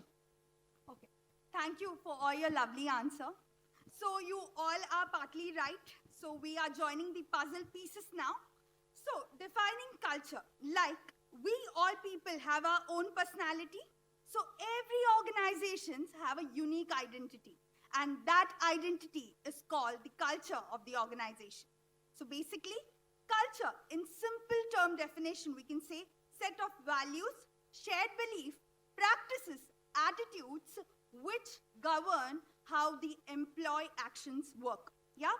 So over a period of time, there are some set of written and unwritten rules the company develops, and that's what gets converted into culture. To just tell it in one line, culture is which gives the direction to the organization which can function properly. So to know a little bit more, let's understand a short story on what is culture and how it gets developed and its importance. So we have here a Sam, okay, who is the topmost salesperson of my company, Supermart. So as he's the topmost, he has the greatest attitude. I am the best. So as the company top leaders are always dependent on Sam for their quarterly revenues, because every quarter they know Sam will perform the best. So he is always on the top. So that gives him right to be dominating. Does it give? So as a person, he is he thinks highly about himself. So he demeans his colleagues, okay? He disrespects his juniors. And in spite of this particular character, his boss, his sales manager, as well as the vice president sales, knowing how he is, this entire workplace is getting compromised, the environment, still, they never stop him. And even if someone questions him, what does Sam say? Yeah, I'm just kidding, yaar. Chodna. So what happens is that, in a way, day by day, Sam's behavior keeps on continuing. Not only that, though Sam is this way, okay, the VP sales nor the sales manager will never remove him. Why? Because if we remove him, he will take his talents to his competitor. And our company will suffer a short-term revenue loss. And how can I make that happen? So with this, it all continues and percolates. So we see that at one point, Sam is growing and growing. So company promotes him, okay? And he is awarded the top salesperson. He's even given 2-week trip to Singapore, okay? And with this attitude, the other junior professionals, so now he is being promoted, he is the sales manager, and he has a team of few, and he will be heading across, be a role model for them. So what message is getting passed? If I behave like this, or if I demean other people, or if I am behaving in such a way, the company is recognizing me. In this way, a certain type of culture is getting percolated, right? So, okay, now let us take a pause. So, what do you think? What will happen in that company? Anyone? Do you have Sams in your company? Any answer? Okay, so in the final, so what happens is that Sam-type people only remain, and good people obviously they go, because the wrong person is getting recognized, right? And the right ones are getting dehumanized, or they are disrespected. So what kind of culture is being created? It's a negative work environment being created. And how it happened? Because Sam's bosses, that is vice president, as well as the sales manager, thought, why should they didn't stop them. They wanted their profits to be more than creating a safe environment, right? So with this story, what we learned is that, will any of the other person, when the Sam's other colleagues, who are the good ones, will leave the organization, they will say, kabhi mat jana is company mein. Never go, because they never respect the other talent people. Next, what will happen? Even the people in that company, their productivity will be hampered. Next, what else will be happen? The wrong ones gets promoted, and in turn, the attrition would increase. So, this was a short story how the culture gets percolated and how the environment can become negative, and in short, it would be a very disastrous for that organization in the long run. Okay, moving ahead. So some quick facts why organization culture is very important. Let's see.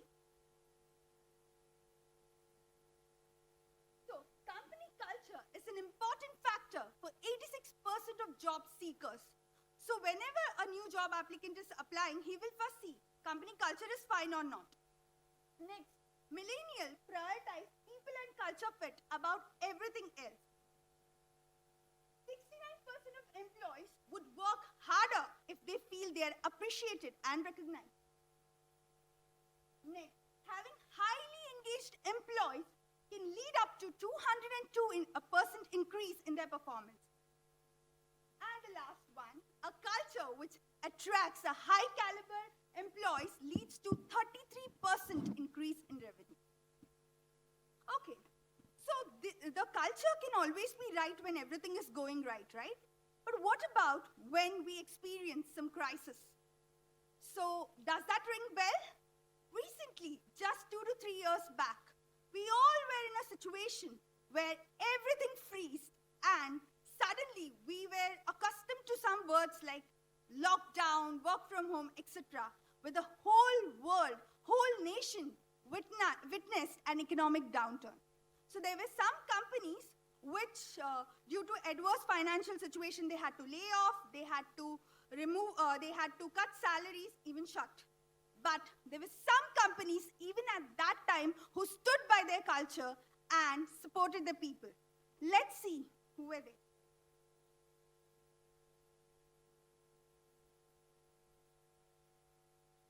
So, first one, the Paytm. The Paytm founder, Mr. Vijay Shekhar, he renounced his salary for 2 months and he gave it to all his employees in order to support staff during the COVID time. He was inspired by the Marriott CEO who had renounced his salary for the entire year of 2020 since the COVID had begun. Next, we have Amazon. When the whole world was retrenching, were laying off, were cutting the salaries, we have Amazon who had, the CEO had hired for 1 lakh roles, okay? 1 lakh new roles he had hired for the people, and he also increased wages on hourly basis. Next, we have PepsiCo. They gave 100% remuneration to the employees who were in quarantine. Then we have Facebook. The Facebook declared $1,000 bonuses to all employees so that they can use in COVID. Then we have Infosys. So what Infosys did, they had a lot of initiatives, but one of the thing what they did, they partnered with 172 hospitals across 34 cities in order to facilitate the COVID vaccine. And last but not the least, we have Hindustan Coca-Cola Beverages. What they did was they arranged a virtual engagement program, not only for the families, but also not only for the employees, but also for the family members for their physical and mental well-being. So now, these were some companies. But now I want to narrate you the testimonial of a company which really went out of their way in order to secure the employees. So moving ahead, I would like to narrate the testimonial. So, this is the words from that testimonial person. When the world was battling the COVID-19, there comes a company. Instead of laying off, restructuring, or reducing the salaries or anything, there was a company who stood by the employee, thick and skin. There was a company who gave, where the salaries of the people were less than 30,000, they gave the salary twice a month in order to have their financial wealth saved. Next, for the deceased employee, they gave 5-year lump sum amount to their families, okay, and also secured their education and their support of their children. Not only did they take care of the permanent employees, they even took care of the off-roll employees. So what they did for off-roll employees, in case any of the off-roll employee had died, they gave a lump sum of 10 lakhs amount to the families so that they can be taken care. Not only that, in this company, HR also played a very, very critical role. They introduced a program called as Sampark, where HR used to fortnightly call all the employees and would inquire about their well-being. Not only that, after that, when the vaccination was introduced, every HR would call 100 employees per day and would make sure that each and every member of the employee as well as the family members were also vaccinated.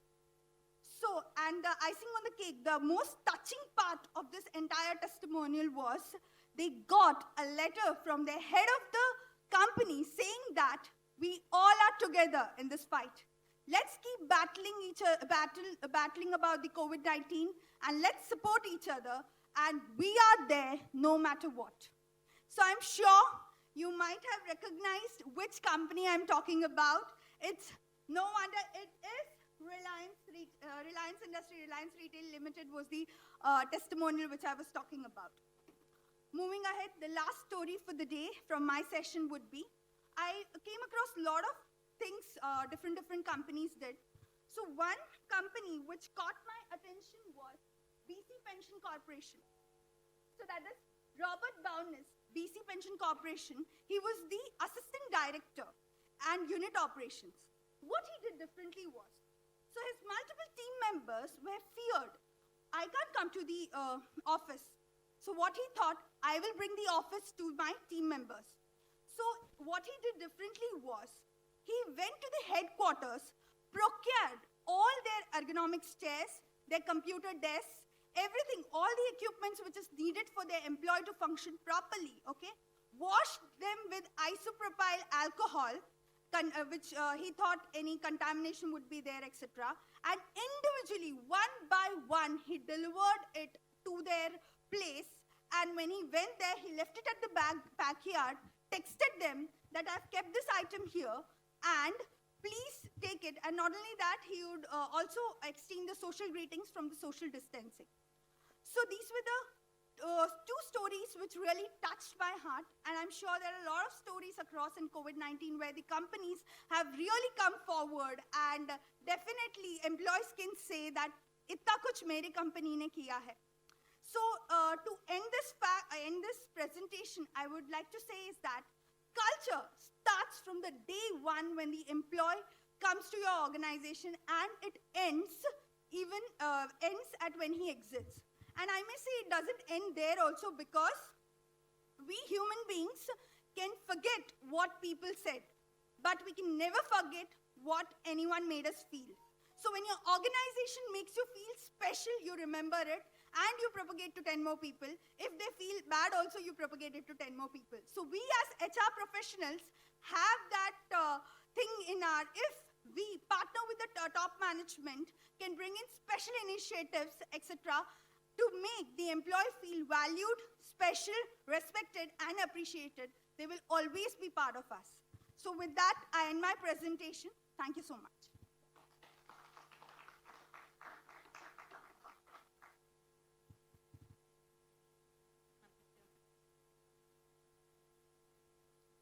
Thank you so much, ma'am. That was really insightful. I now request Ms. Pratima Singh to please come on the stage and felicitate our guest.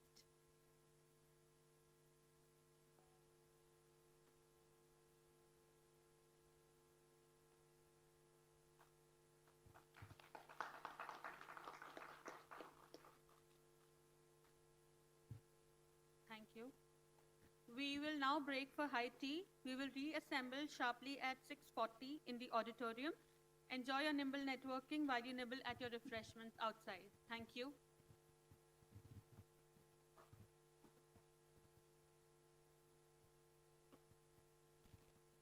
We would request you to reassemble at 6:30 in the auditorium. Thank you.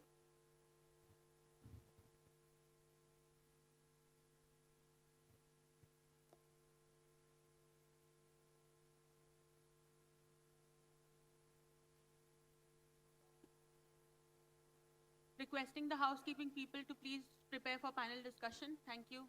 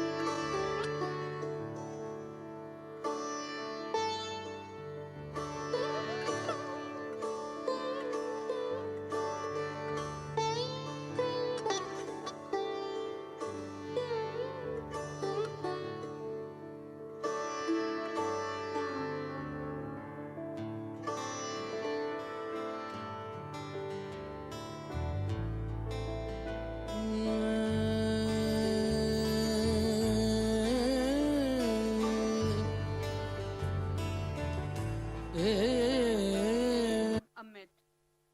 The panel members for the same are Mr. Anirudh Khekle, Mr. Abhishek Gupta, and Mr. Senthil S. Kumar, with our moderator, Mr. Nikhil Kale.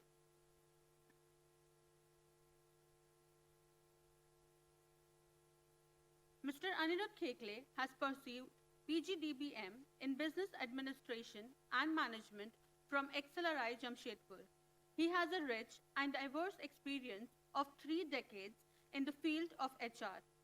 He has worked in several companies like Cummins India Limited, where he served as DGM HR, Podscap India, where he served as Head HR, Immersion Automation Solutions, where he served as Group Director HR, and currently he's working with the CG Power and Industrial Solutions Limited as Executive VP and Head HR, Business Excellence and EHS. Mr. Abhishek Gupta completed his BTech from GLA University, post which he pursued MBA in Human Resources from HCM HRD. He has worked in different companies like Capgemini, Yes Bank, Yum Brands, DP World, and is currently serving as the Head of Human Resources of ZepPay. He has been awarded as the Young HR Leader of the Year by ET Now. Mr. Senthil S. Kumar completed his MBA from Madurai Kamaraj University and then pursued PGDBM in HRM from NMIMS, and he is currently pursuing Executive Development Program in Leadership and Change Management from XLRI Jamshedpur. He has nearly 2 decades of experience in the field of HR with specialization in learning and development. He has been working in HDFC Life for nearly last 15 years and is currently serving as the Associate Vice President, Human Resources. Our moderator, Mr. Nikhil Kale, completed his bachelor's from University of Mumbai and has double masters, one from LNML, MILS in HR and IR, and another from TISS in HR and OD. He has a diverse experience in the domain of HR and has worked in different companies like Atul Limited, Hinduja Renewables, etc. He is currently working as HRBP in SBI Capital Markets. He will be moderating the discussion for the day. I request all the panel members to please take their seats.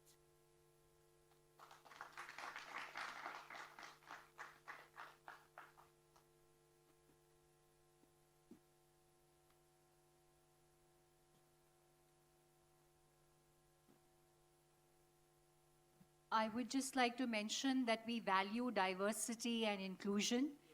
There was a woman representative. Unfortunately, she fell sick at the last moment and couldn't make it. We regret her absence.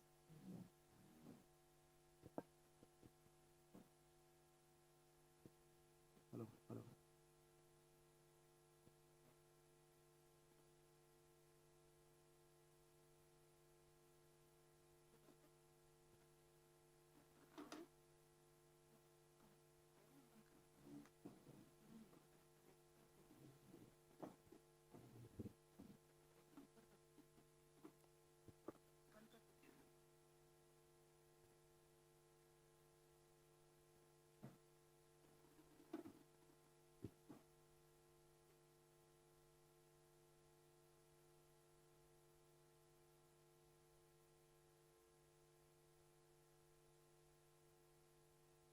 Hi all.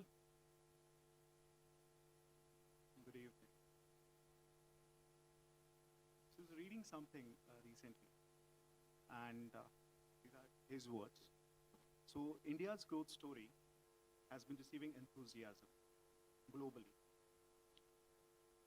despite the constraints like COVID, the war that happened, the invasion that happened in Europe, and the disturbance it created in terms of supply chain, the chip shortages, and all. Still, the growth story has been there. These are words of, our Union Minister, Mr. Piyush Goyal, at the World Economic Forum. And today also he texted something that we are going to be a leader. India is on the way to become a leader. Oh, thank you. At the same time, we are hearing a lot of things on the layoffs that are happening recently.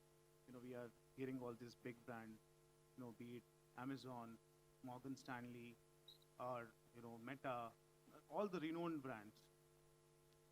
At the same time, we are also aware of the impact that, as Mr. Praveen Menon earlier said, the impact of macroeconomics has on microeconomics.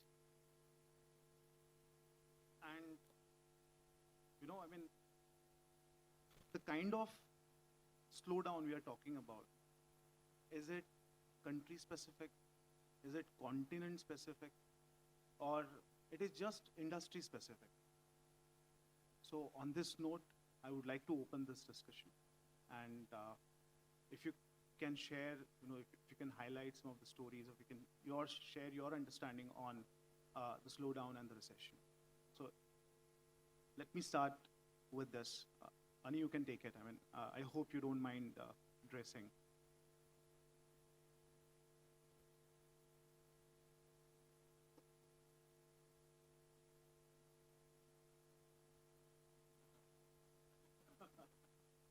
You can use mine. All right, thank you. Thank you so much.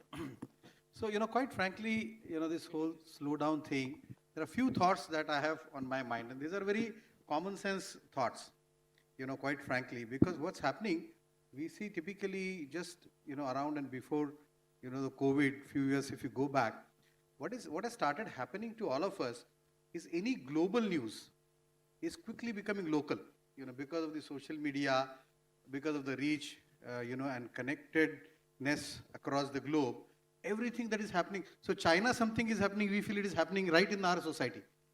So I think that is the impact. So slowdown also has created a lot of impact over here very quickly when there is somebody in a global company, global headquarters, maybe limited to a particular country, to a particular business, announces something that becomes a news, that gets sensationalized very quickly.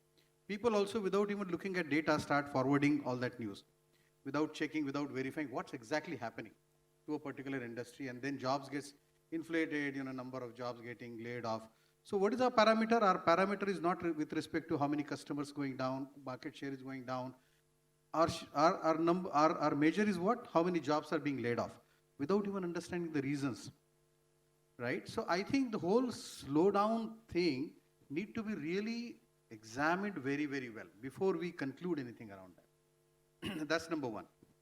Number two, every country, every economy, every industry will go through cycles, right? And something will happen in particular place at some point of time, right? Now, earlier we were not really aware about what's happening, let's say, in Europe, except for companies, those who are dealing with Europe in some way or other. But now world has changed, right? So this will continue to happen to different type of industry, different locations, different economies. So I think that is going to stay. Whether we call it as a slowdown or whether we call it as, a regular, kind of cycle in the business, we really don't know. Number three, even the companies, those who are facing some of these things, now I think the business model has changed. It has become very quick. It has become, quarter by quarter, if I can say that, right? You have to plan, for the demand which you are expecting to come in a particular year, in a particular quarter. And then you kind of adjust to what's really happening to your business very quickly. So earlier that was not the situation. Let's say, for example, in a country like India, right? We were far more, kind of long-term looking. But now, we are not allowed to do that. We have to quickly adjust to our cost structures, to our capability requirements and all of that. So therefore, we are quick in responding some of these things. So I would really, kind of tend to stay away from generalizing, so to say, about slowdown. I will look at specific opportunities, which segments are really growing, which segments have long-term opportunity, which segments will get disrupted with technology, and what can we do about it. So there will be volatility. There will be a lot of ups and downs. There will be downside, there will be upside. So how do we really adjust to it? I think that is where our focus, should be. And, our own economist had predicted something else in terms of GDP. We are delivering on something else. So I think that is going to stay for a while. Those are some of my thoughts.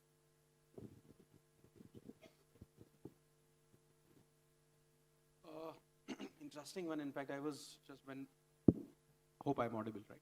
When we were discussing about the topic particularly, I probably have some views which may be a little alternative because I belong to a sector which is directly related to or directly rather impacted by this slowdown particularly. While for me, it's not a myth because it's a reality, and as Anirudh was telling, we are all globally connected, probably over-connected in a way, right? Something somewhere happens and markets react to it. And Indian markets, if we happen to follow these markets, are really reacting in a very weird way sometimes. Something happening in Europe or maybe a country in Europe, and next day you see the Indian markets are reacting. And so I belong to a very niche sector, which maybe some of you are wondering. I'll just take maybe half a minute.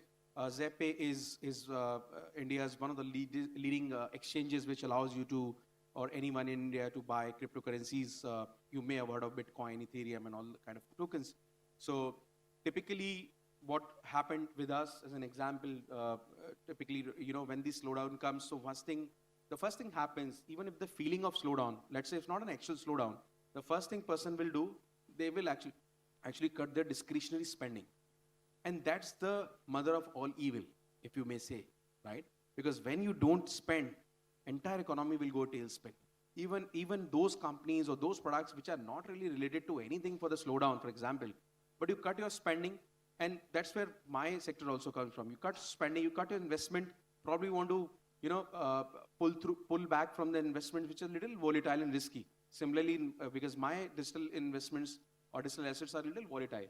So in a way, this is not a myth, and as an HR, we all are facing it. In all our companies, in some way or other, maybe some companies are a little less impacted. Even if those are less impacted, or let me tell you, those are not impacted, but I was talking to a lot of consultants typically as part of my role, and they said that, and I was asking them, what's the scenario of recruitment? They said that it's very dull. And I said, why you say? So basically, a couple of companies or the sectors which are directly impacted, obviously they've stopped hiring. This no-brainer. But the companies which are not really impacted at all, they just said, nahi, abhi thoda rukte hain. Let's just take a cautious approach. Next quarter, maybe we'll discuss.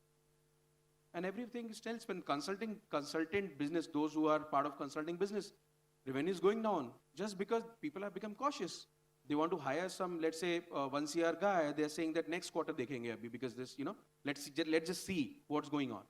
So this way, directly or indirectly, the situation is creating a lot of stress for us, particularly, and that's a reality, at least from my point of view. The people that I interact with now, probably in the later part of this discussion, we may discuss about how to tackle that. From HR side, at least I have some experiences to share, but this is a little difficult situation, and I say to at least not really demotivate or demoralizing anyone, but I say people which I know that this is a difficult situation, and I think one should stay where they are right now. It's a difficult situation. We don't know what's going to happen. So for me, slowdown is literally because it hit me, it hit my sector. So I'm more of an impacted guy than sitting from the fences and looking at it. That's my view. I think for cryptocurrency kind of industry, this could be prominent. True. Yeah, absolutely. Senthil, if you could share something. Right. So, taking the points from Ani and Abhishek, this is something which is cyclic in nature. All of us know that the slowdown, crisis, recession, it is not just going to come now, or does not come for the first time. If you see 2002, there was something. 2008, there was something called global meltdown. 2015 plus, there was oil prices and so on. Now 2020, we had the worst impacted COVID.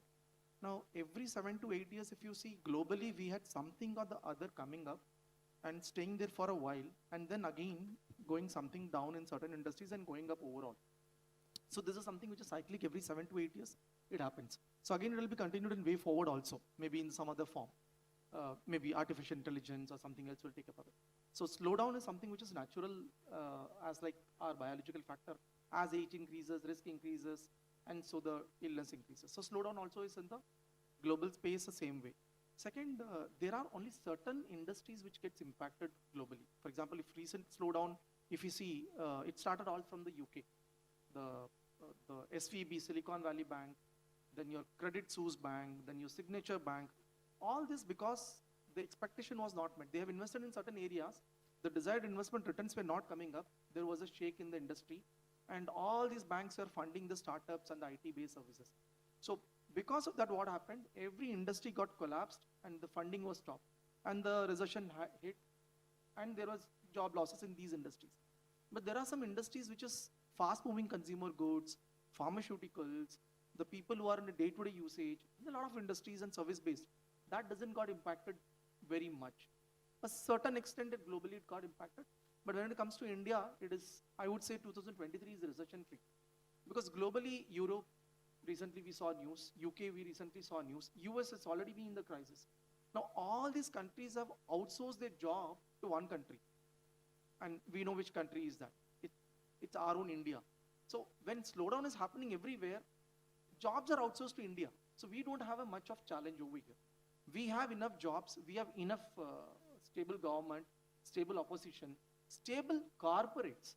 In situation like this also, large corporates like HDFC Group or ICICI Group or Tata Group or Birla Group or any other group, they have been funding a lot of startups. I think stability is being taken over there, including the corporates or other sector. So I would say to start with, it is a myth as of now. We have to wait and watch, because in our own industry, there are some recent parliament rules which has been passed with respect to the 1010D rule, where all insurance policies which you bought after maturity, it will be taxable.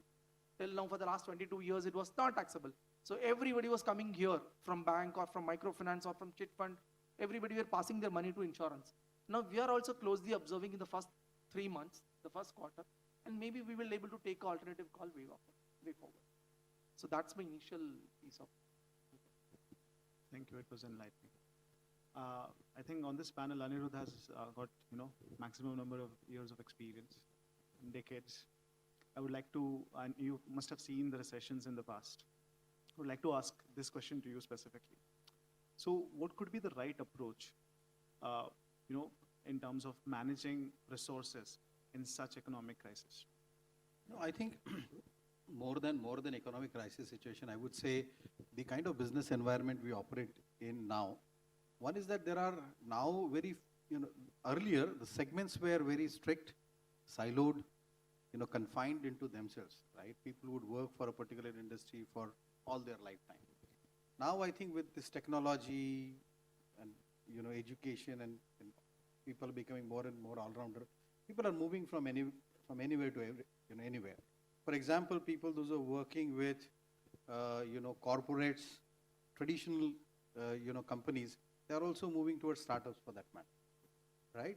People from IT to non-IT, retail, this everywhere. So that's kind of happening.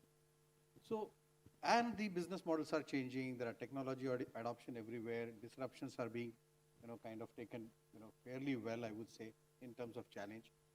So, what would be the approach? I think approach is to continue to stay nimble and continue to, be careful, cautious about what do you really want to invest, and your expectation in terms of ROI should be short-term rather than long-term.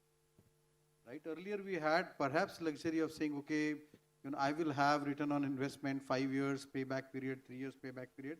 You cannot have that anymore. Right? You need to have more quick turnaround of your investment. Right? In terms of resources, I think, and this, by the way, I was taught, let's say 20, 25 years back by my boss when we were ramping up. He said, no, be careful. Because right now you're feeling very happy, filling those seats. But you will be the first person to have let them go.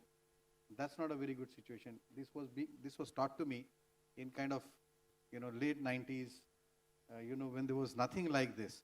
But I think that approach has to really stay. We need to be really, really very careful. What do we really bring in? Sometimes there are, compulsions on the kind of business model that you have. And I was talking to Lakshman and he was trying to explain me, I don't understand that industry. But he was explaining me so beautifully that how the resource planning happens, right? So more conservative you are, more, thoughtful you are about, modeling your demand and planning up and go about it, you'll be little, safe as compared to just running into a mad rush. And that I think HR really need to educate themselves that how do I really do that? And frankly speaking, I do want to mention over here, I come across many HR people, those who are just not aware. They are not even a part of this planning process. They are just being told that these many people you need to hire. I think that there is something for us to reflect upon, that how do I really understand and learn this modeling, of how do we really, plan for the resources. So those are some of the thoughts. Anything you would like to share on this, or we can go ahead with the next question? No, I think I'm totally agree, and I am the one who's absolutely against the trigger happy reactions typically, because I know, because I have, in fact, at a young sort of career age, for that matter, you may say, but I've gone through all these cycles when, last year, I remember, in fact, as early as last year, I had a blank check to sign. And today I don't have any money to sustain the operation sometime. I find it difficult. I literally hired people left, right, and center in terms of not requirement, but I'm saying I had a luxury of hiring any compensation for that matter. But that time also, I was not very, very happy with the fact, because I know, and as Anirudh rightly said, the seats that you're looking to fill right now, and it's my job actually to let them go. And this is very, very traumatic. I have been gone through that. Literally, it's traumatic for both sides. I can tell you for sure from my experience. Obviously, more traumatic for the side which is other. But even if when you're having this 15-minute call with these people cry, sometimes people react in a very difficult way. I think from HR side, what I've learned is be nimble and so in my company, generally we use a phrase, my CEO used this phrase a lot, we eat what we kill. As simple as that. Simple. So that's a simple philosophy that we have. Be nimble, be agile. Yeah, absolutely. And HR should be more involved into the business or this kind of planning. On that note, Abhishek, I would like to ask you a question. What sort of steps companies take during this time, and are this step arresting recessions? I think just to paraphrase it a bit, what do typically companies do, or what do typically HR is expected to do in these times? These times are tough, and tough times call for tough measures particularly. One thing that I can tell you from my example, because we did it still, despite being a very small firm of 170, 180 people, it's a startup, but still we did. We got a few people which became redundant because of many things, right? Sometimes especially tech folks, right? Those who understand tech, you change your tech stack particularly. When you're a tech product startup, you are using some other tech stack, and then probably things have moved on and you need a new tech stack. I was the one who started a program in my company called Tech Rise. So it's an upskilling program basically, wherein people who wants to, from tech people, non-tech also, if they want to come and they want to upskill themselves, then we will provide those, we will facilitate those things by a fully funded course or some maybe partially funded course, sometime like this, maybe co-learn model through some SMEs there, somebody wants to teach, they can want to learn. So I think what companies typically should do, or HR or companies, in my view, in this kind of scenario, because you will have surplus of people, that's for sure, because when business goes down, you do this exercise again with the revenues and AOP in place, you will have the people always in plus side. That's the hona hi hai. Now it's up to you how to tackle that plus thing particularly. For me, I tried, and obviously last resort is something that we all don't want to do, but the last thing is that we find out some opportunities inside the premises or inside the universe that we are living in. Typically, or maybe sometime when you let people go also, and this is one thing which is a lot of companies receiving a lot of flack on social media because, the way that they executed. While I agree with a lot of people also, but companies do have their own limitations. When you are, letting go of 1,000 people, you cannot have a call with each and everyone, unfortunately. But still, a lot of human way, and I always believe people typically people talk about HR, HR, HR. You know, HR we use as a short form as an HR. And I believe that HR full form is human resources, where human comes first. So that's the approach that I have followed in my life particularly, and I think companies should follow the approach to the maximum. And I tell you one example from my company also, one more example rather. We call ourselves something called Ohana, OHANA. It's an Hawaiian word for family. This is coming from my CEO. So he calls us Ohana, so we just a value for us. So we all are Ohana members. So that means we are family members. This is a company owned by a family office, and he believes that all of us are family, high-performing family. So he says that when your family, someone is not doing good, what you do? You help him or her particularly, right? To an extent possible. So that's what we do in my company, and that's why I believe that HR or company should do. Rather than doing this, कि चलो हो गया trigger, okay चलो काटो इनको, 15 लोग गए, इतना P&L बचा, हो गया काम. That approach is simplest to do. Even a kid can do, but then what we are for? Let's try. Let's see. If not, then obviously tough luck. So human first approach. Absolutely.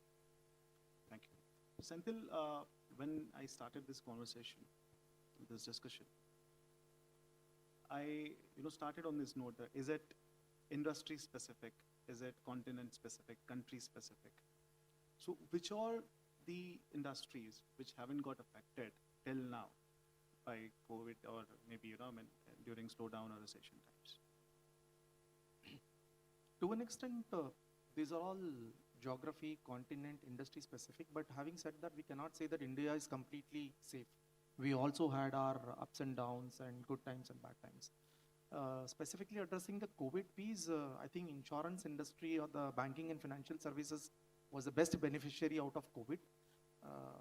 The reason behind is the need for insurance was understood much better, larger, wider, including the B and C cohort of cities.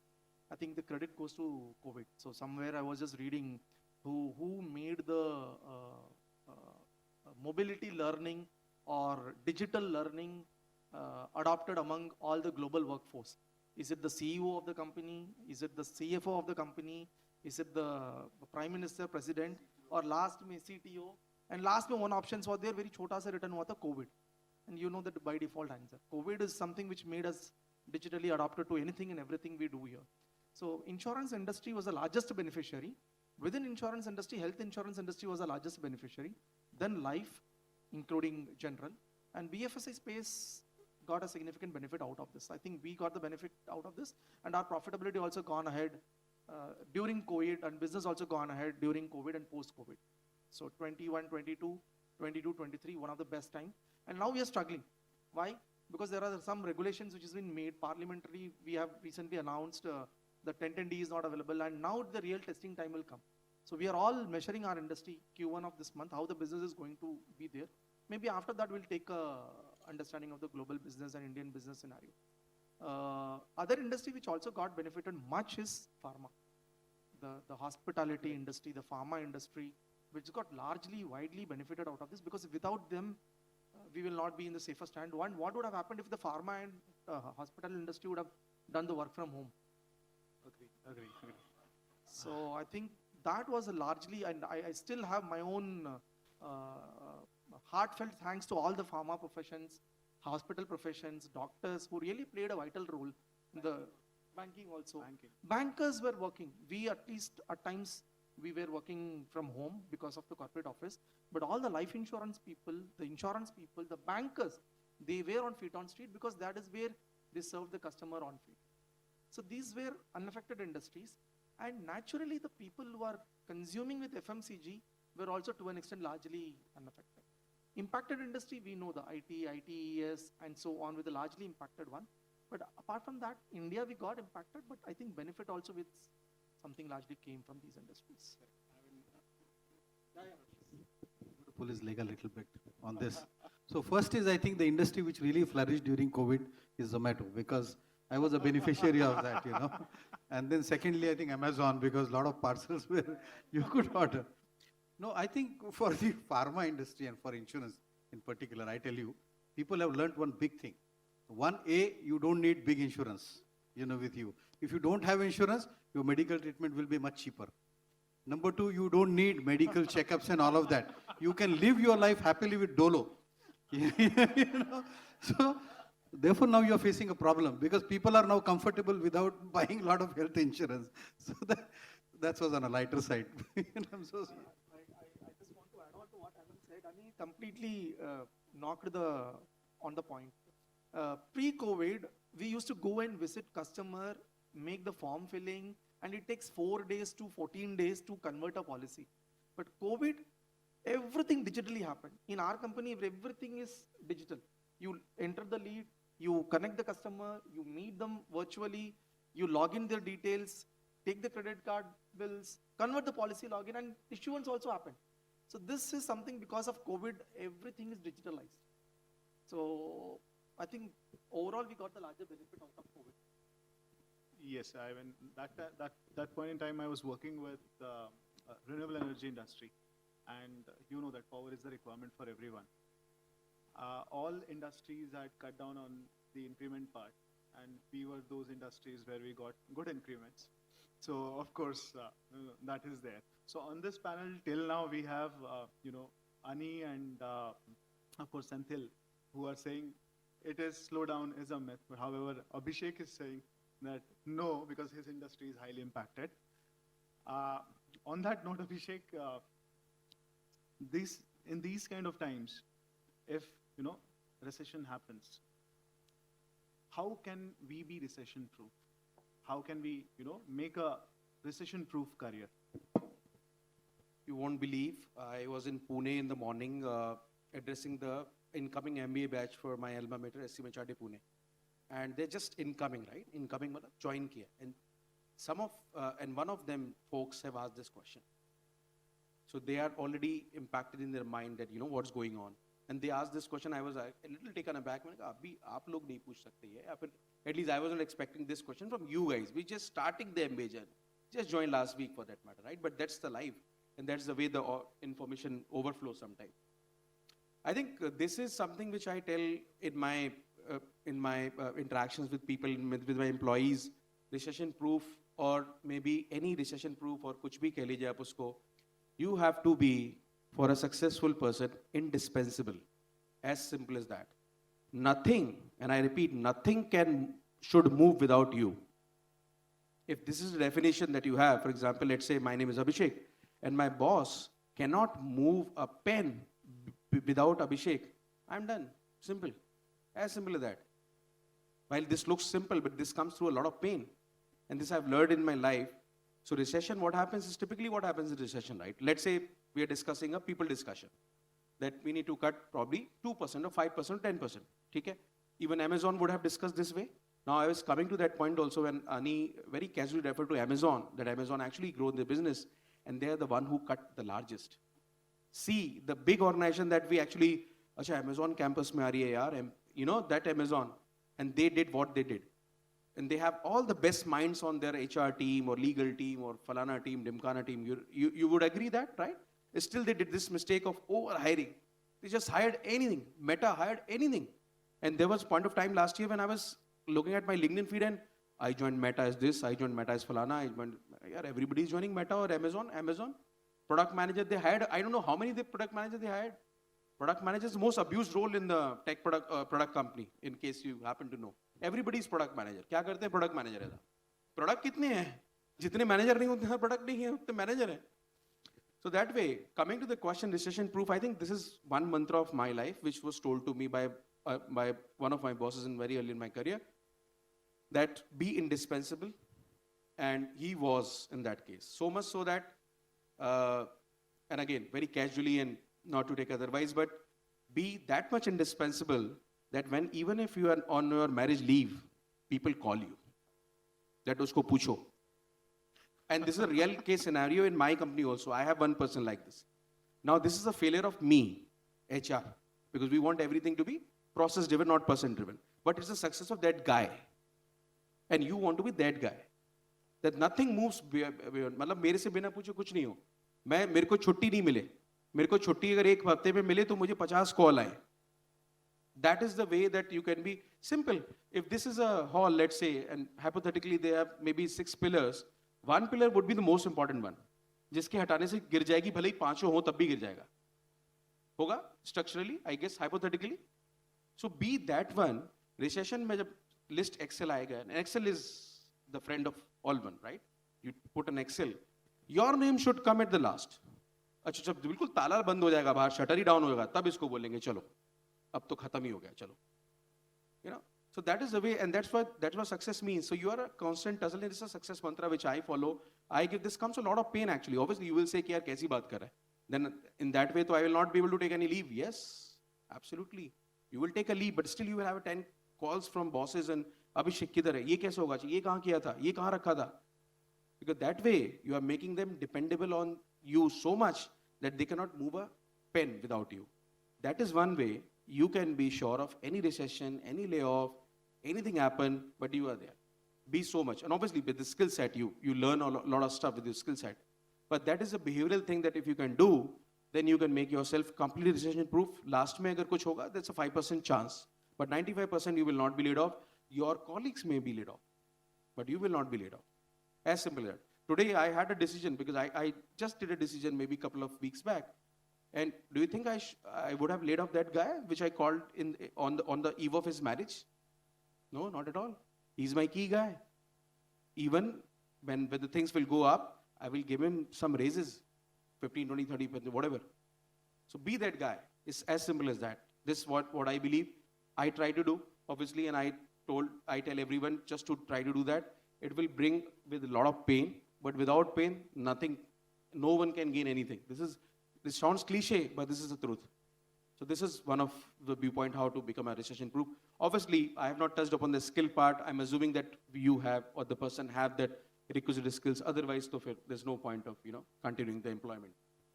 So be indispensable and take maximum workload. That's what the key takeaway. Take as much as possible. I tell my team also, take as much. जब भी कोई काम की बात हो रही हो, मैं करूँगा. मैं छीन लो, सामने वाले से छीन लो काम. Grab that work. नहीं, I'll do. And don't worry. सीख तो जाएंगे ही. For example, मुझे comp man नहीं आता था before this role. I didn't know comp man. I thought this is okay. I'll do that. I'll learn it. I have batchmates who are head of rewards at many companies. This is okay. I will learn this. So that way I tell people, just grab whatever is, because when you are so much important, or VIP for that matter, nobody gonna touch you. He's too important to be touched.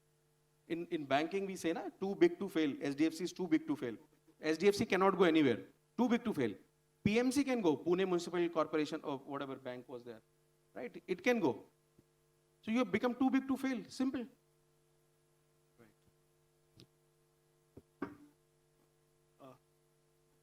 I think we'll just take one more question. Senthil, in such times, normally what happens is, there is of course cost cutting which is going on, and you will find recruitments are completely frozen. L&D is followed after that, and L&D is something which is, very, very much close to my heart, wherein you develop and enhance people's skills. What is your opinion on this? Whether we should freeze the L&D budgets and no more L&D because we are going through crisis, or should we continue? Should we train people? First of all, thanks, Nikhil, asking this question to me, being a L&D person also. Sushil is acknowledging that. So, just to give an upfront answer, I'll just share some logic and rationale before we concluding the last question. So this is what every company does. The moment any recession hits, the moment any tough times hits, there is one first department which is get axed. And you know that revenue department are not getting axed. Revenue is जो business लेके आता है. The cost departments are getting axed. Cost department में भी एक पहला department है जो first axe होता है. Globally, this is the scenario, and which is that training, sales training, L&D. This is how it is, because वो क्या करते हैं हमको अभी पता नहीं चलता है. What they are doing, what they have done, what they are going to do, we are all not clear about this. Shalini is also acknowledging that she is also L&D person, way forwarded currently also. So this is one of the things which many organizations have done for the last few years, and they've realized that's a mistake. And when they've realized during the tough times. And COVID was one such time. 2008 global meltdown crisis was one such time. And now again we are hitting with the recession. It is one such time. when the things are not good, we should always ask, what is that company is doing to engage the employee? And fortunately, L&D plays a critical role in this globally. Now, L&D is not the same L&D which was way back. Earlier, we used to go to the classroom, attend a session, gain knowledge, gain skill, come back. And uska ROI kya hota hai, kisi ko bhi malum nahi hota hai. But now things have evolved. Lot of things we are doing in app-based, web-based, self-learning and pace-based learning. So in this scenario, L&D plays a very critical role. I'll take our own company, HDFC Life. I can proudly say we are the only company in India which has got 400 plus on-roll L&D team members. You take any industry, 400 plus. Any industry, I'm telling the numbers. I'm taking on-roll full-time trainer who takes spread across the country. 400 plus. You name any industry, pharma ho, FMCG ho, IT ho, itna number nahi hoga. I do not have an Asia number, otherwise I would have confidently said that Asia mein we are the highest numbers. I do not have that number. So 400 plus, there's a conscious decision why we have kept it. Because first of all, you are in a business which can't be seen, which can't be touched, which can't be felt. Now someone has to die to prove the insurance is a benefit for the family. So to realize that benefit, the person is not going to there. My family is going to realize, but I'm not going to be there. So to make me convince, the L&D person will have to train the salesperson, Abhishek, frontline sales leader. इतना train करना पड़ेगा जो product दिखता नहीं है और बिकता नहीं है, to train him so well so that he understands and he also replicate and he convinces the customers like me who are very eda-teda, not able to understand. So they play a critical role, and grooming them, L&D plays a critical role. Because just by giving an app, just giving a platform, people don't learn. Even if they learn, they can learn the knowledge, but not the skill. But what the L&D person does is, they go do the mock, train them, and do it so much so that he can successfully sell the product, which is not visible, not seen, benefit is not realized, and so on. So such a product, L&D team makes a lot of difference. Even in tangible products, L&D team lot of difference. I was in NIS Pata way back. We used to train the FMCG people, the Sony people, and so on. Because Sony higher end, what you will sell to the customer to sell the product? You have to tell something unique about the product. There L&D plays a role. So globally, if you see, they've started realizing, and now there is a time they are not axing on L&D. They might be axing on some of the other departments or reducing, or maybe stop hiring. But L&D is not the forefront to get axed. So currently L&D plays a very critical, pivotal role, and ROI is easily measured in nowadays. And in our company, I'm just taking a privilege. If you have trained someone, we are accountable for the retention and performance also. When I say we, HR plus L&D. Our CHR was clearly mandated that your program successes, L&D and HR success. So we run a couple of programs, we hire 3,000 plus zillennials per year, Gen Z per year. And to make them successful without HR and L&D, it becomes a total act. L&D HR is also L&D. They also part training. L&D plays a critical role. So I have my colleague Sushil over here. You will not believe, I'm just taking, he's also done he's a yoga trainer and he was a yoga expert. In 2020, when every company was crisis, we done lot of digital initiative to engage the 35,000 employees and their families also.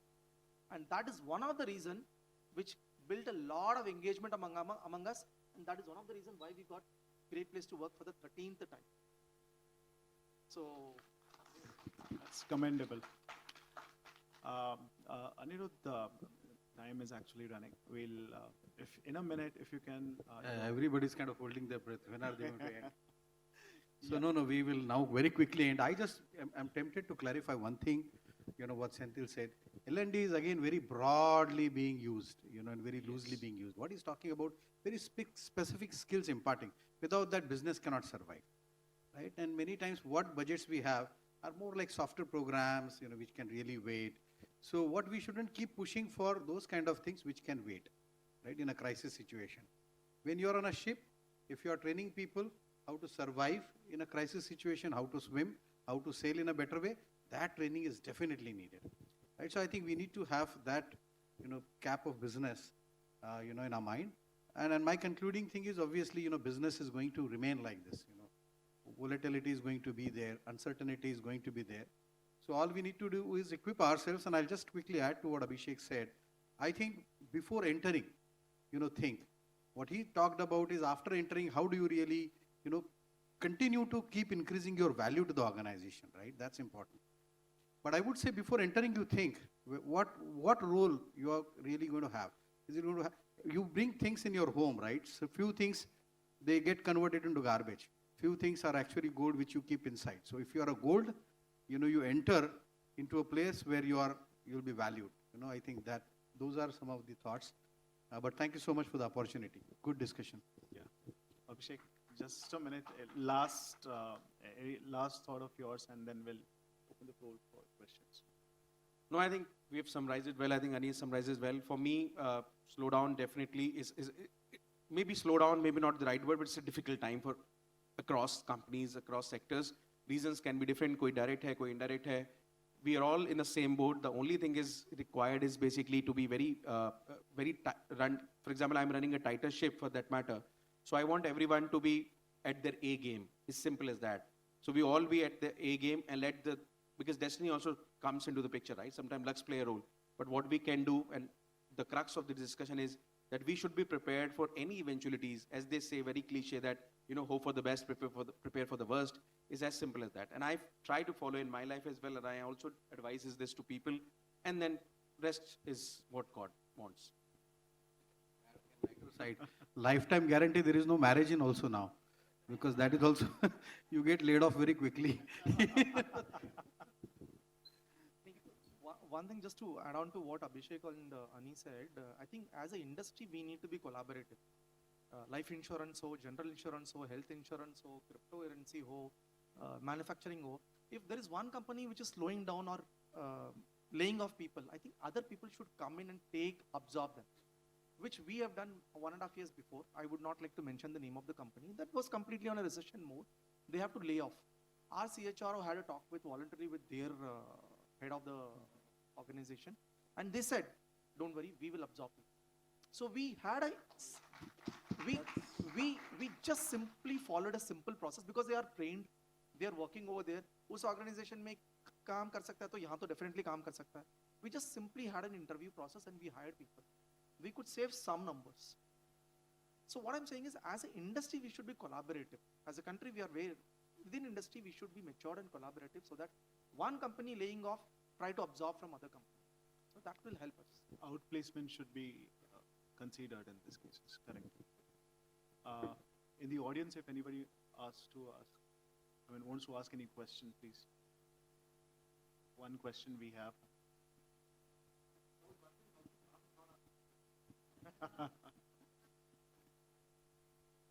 I'm extremely sorry, we'll want to hold that question. In the interest of time, let's proceed and conclude the program. Thank you. Thank you, Shalini. Thank you, everyone. Thank you so much. I saw his notes, he came with some good amount of preparation. Just not. Thank you so much. I thank all the panel members for an extremely insightful session. I now request Ms. Shalini Singh to please come on the stage and felicitate our panel members. Please give a big round of applause to our distinguished panel members. Please do that.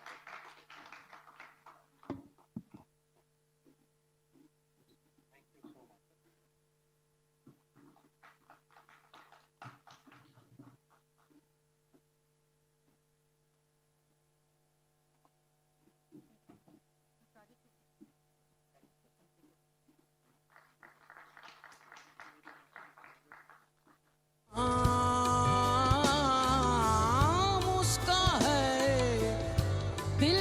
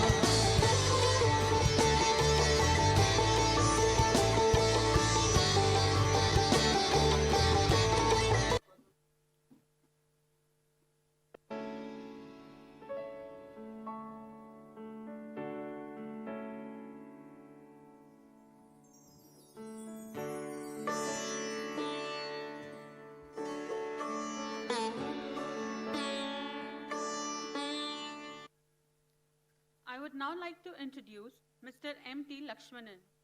Sir is an HR leader with a strong understanding of business environment in engineering, IT, defense, and telecom sectors, with a global exposure. He is an expert in the field of OD and change management. He is currently the global head HR at L&T and has vast experience of around 30 years at L&T, Capgemini Hexaware Technology, Emphasis, and Tata Group. Sir, could you please come on the stage? I request Pratima ma'am to felicitate sir.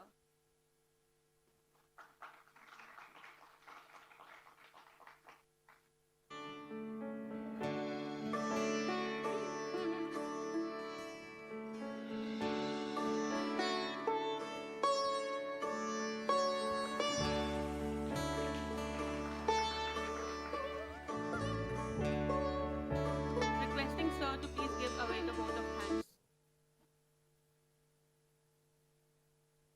Good evening. Wow, everyone is tired.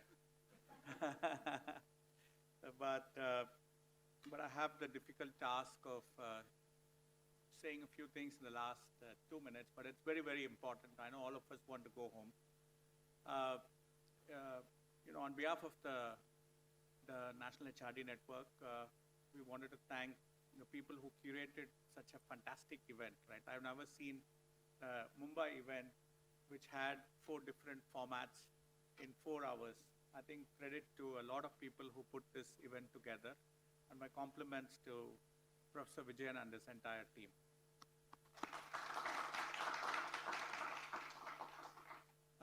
I enjoyed that Soham Dadarkar's drama. I was here, and I was happy that I was here for the whole time, listening to all the 4 formats. For me, of course, the icing on the cake was, of course, everything was good, including the session earlier that was moderated by Shalini Singh. As the last panel was going on, I was just thinking, as I think Abhishek was talking, about make yourself indispensable, right? Make yourself indispensable. In other words, it was also amplified. In other words, it means you have to work more, right? You have to do 2 people's job. You have to do 3 people's job, right? Then you become indispensable naturally. And post-COVID, there's generally, people think that going to office itself is a big thing. On top of it, doing 1 person's job, why? 6 hours job is enough, right? And in this context, if you have to expect people to do 2 people's job or 3 people's job to make yourself indispensable, I think it calls for a tremendous amount of attitude, right? Understanding the context in which the business curves are taking, it's becoming shorter. Somebody said every 7 years you see a downturn. When I was joining the industry, we perhaps saw a downturn once in 30. And then it became once in 10, and now maybe it's become once in 7, and maybe it'll become once in 3 after a few years, right? And this kind of dramatic shift that is happening and making oneself indispensable reminded me of a very old book that I read, right? And that book was written by a person called Thomas Friedman, right? The World is Flat, right? And in that book, Bhumika, you were also very good. I forgot to talk about that. In that book, he talks about, jobs that are untouchables, right? That in an Indian context, untouchable means something. But in that book, The World is Flat, he says, pick a job which is untouchable so that your job cannot be Bangalored, right? In American context, right? Cannot be offshored or Bangalored. So he said, pick a job, become a dentist, right? Become a janitor. These are jobs that cannot be offshored or Bangalored, right? So like that, I think making oneself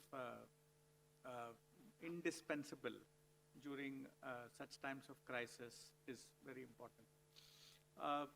That said, I also want to compliment the NHRD Executive Committee, because I think this committee had one of the most difficult tenures, right? Almost the entire 2 year was through the COVID time.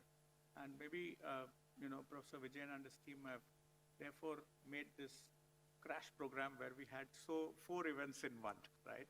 So that was a very thoughtful gesture, whoever did it. Of course, I don't know if we have anything that we can give to Professor Vijayan, because perhaps this will be his last program as the president of. Achha, there's one more. This is the last one, right? This is the last one. So I don't know if you have any souvenir or something to give. You already facilitated. I thought you were already here. Okay. Maybe we'll do one more on July. Right, on July we might do one more thing. But I think, in spite of all the difficulties, in spite of people not being able to come, in spite of people saying, why should I get out of home? Why should I go to office? Why should I work for more than 6 hours? In spite of that, I think this committee did a phenomenal job in terms of having many online events, right? And I've participated in some of them. So compliments Professor Vijayan and your entire EC for pulling off such a fantastic evening. Wish you good luck. I'm sure you'll continue to be part of many more NHRD events like I continue to still be, right? And thank you to Dr. Uday Salunke and the V School for always being great sponsors for this venue. I'm sure they will continue. It was so nice of Dr. Uday Salunke to come down and meet us and go back. So our compliments to them, compliments to the sponsors of today's events and sponsors of all the gifts. Shalini, Be Spotted and company, thank you very much. And thank you to the faculty and to all the people who are coming here and being part of this event today, Wellinger and the Wellinger faculty. Thank you very much. All the best.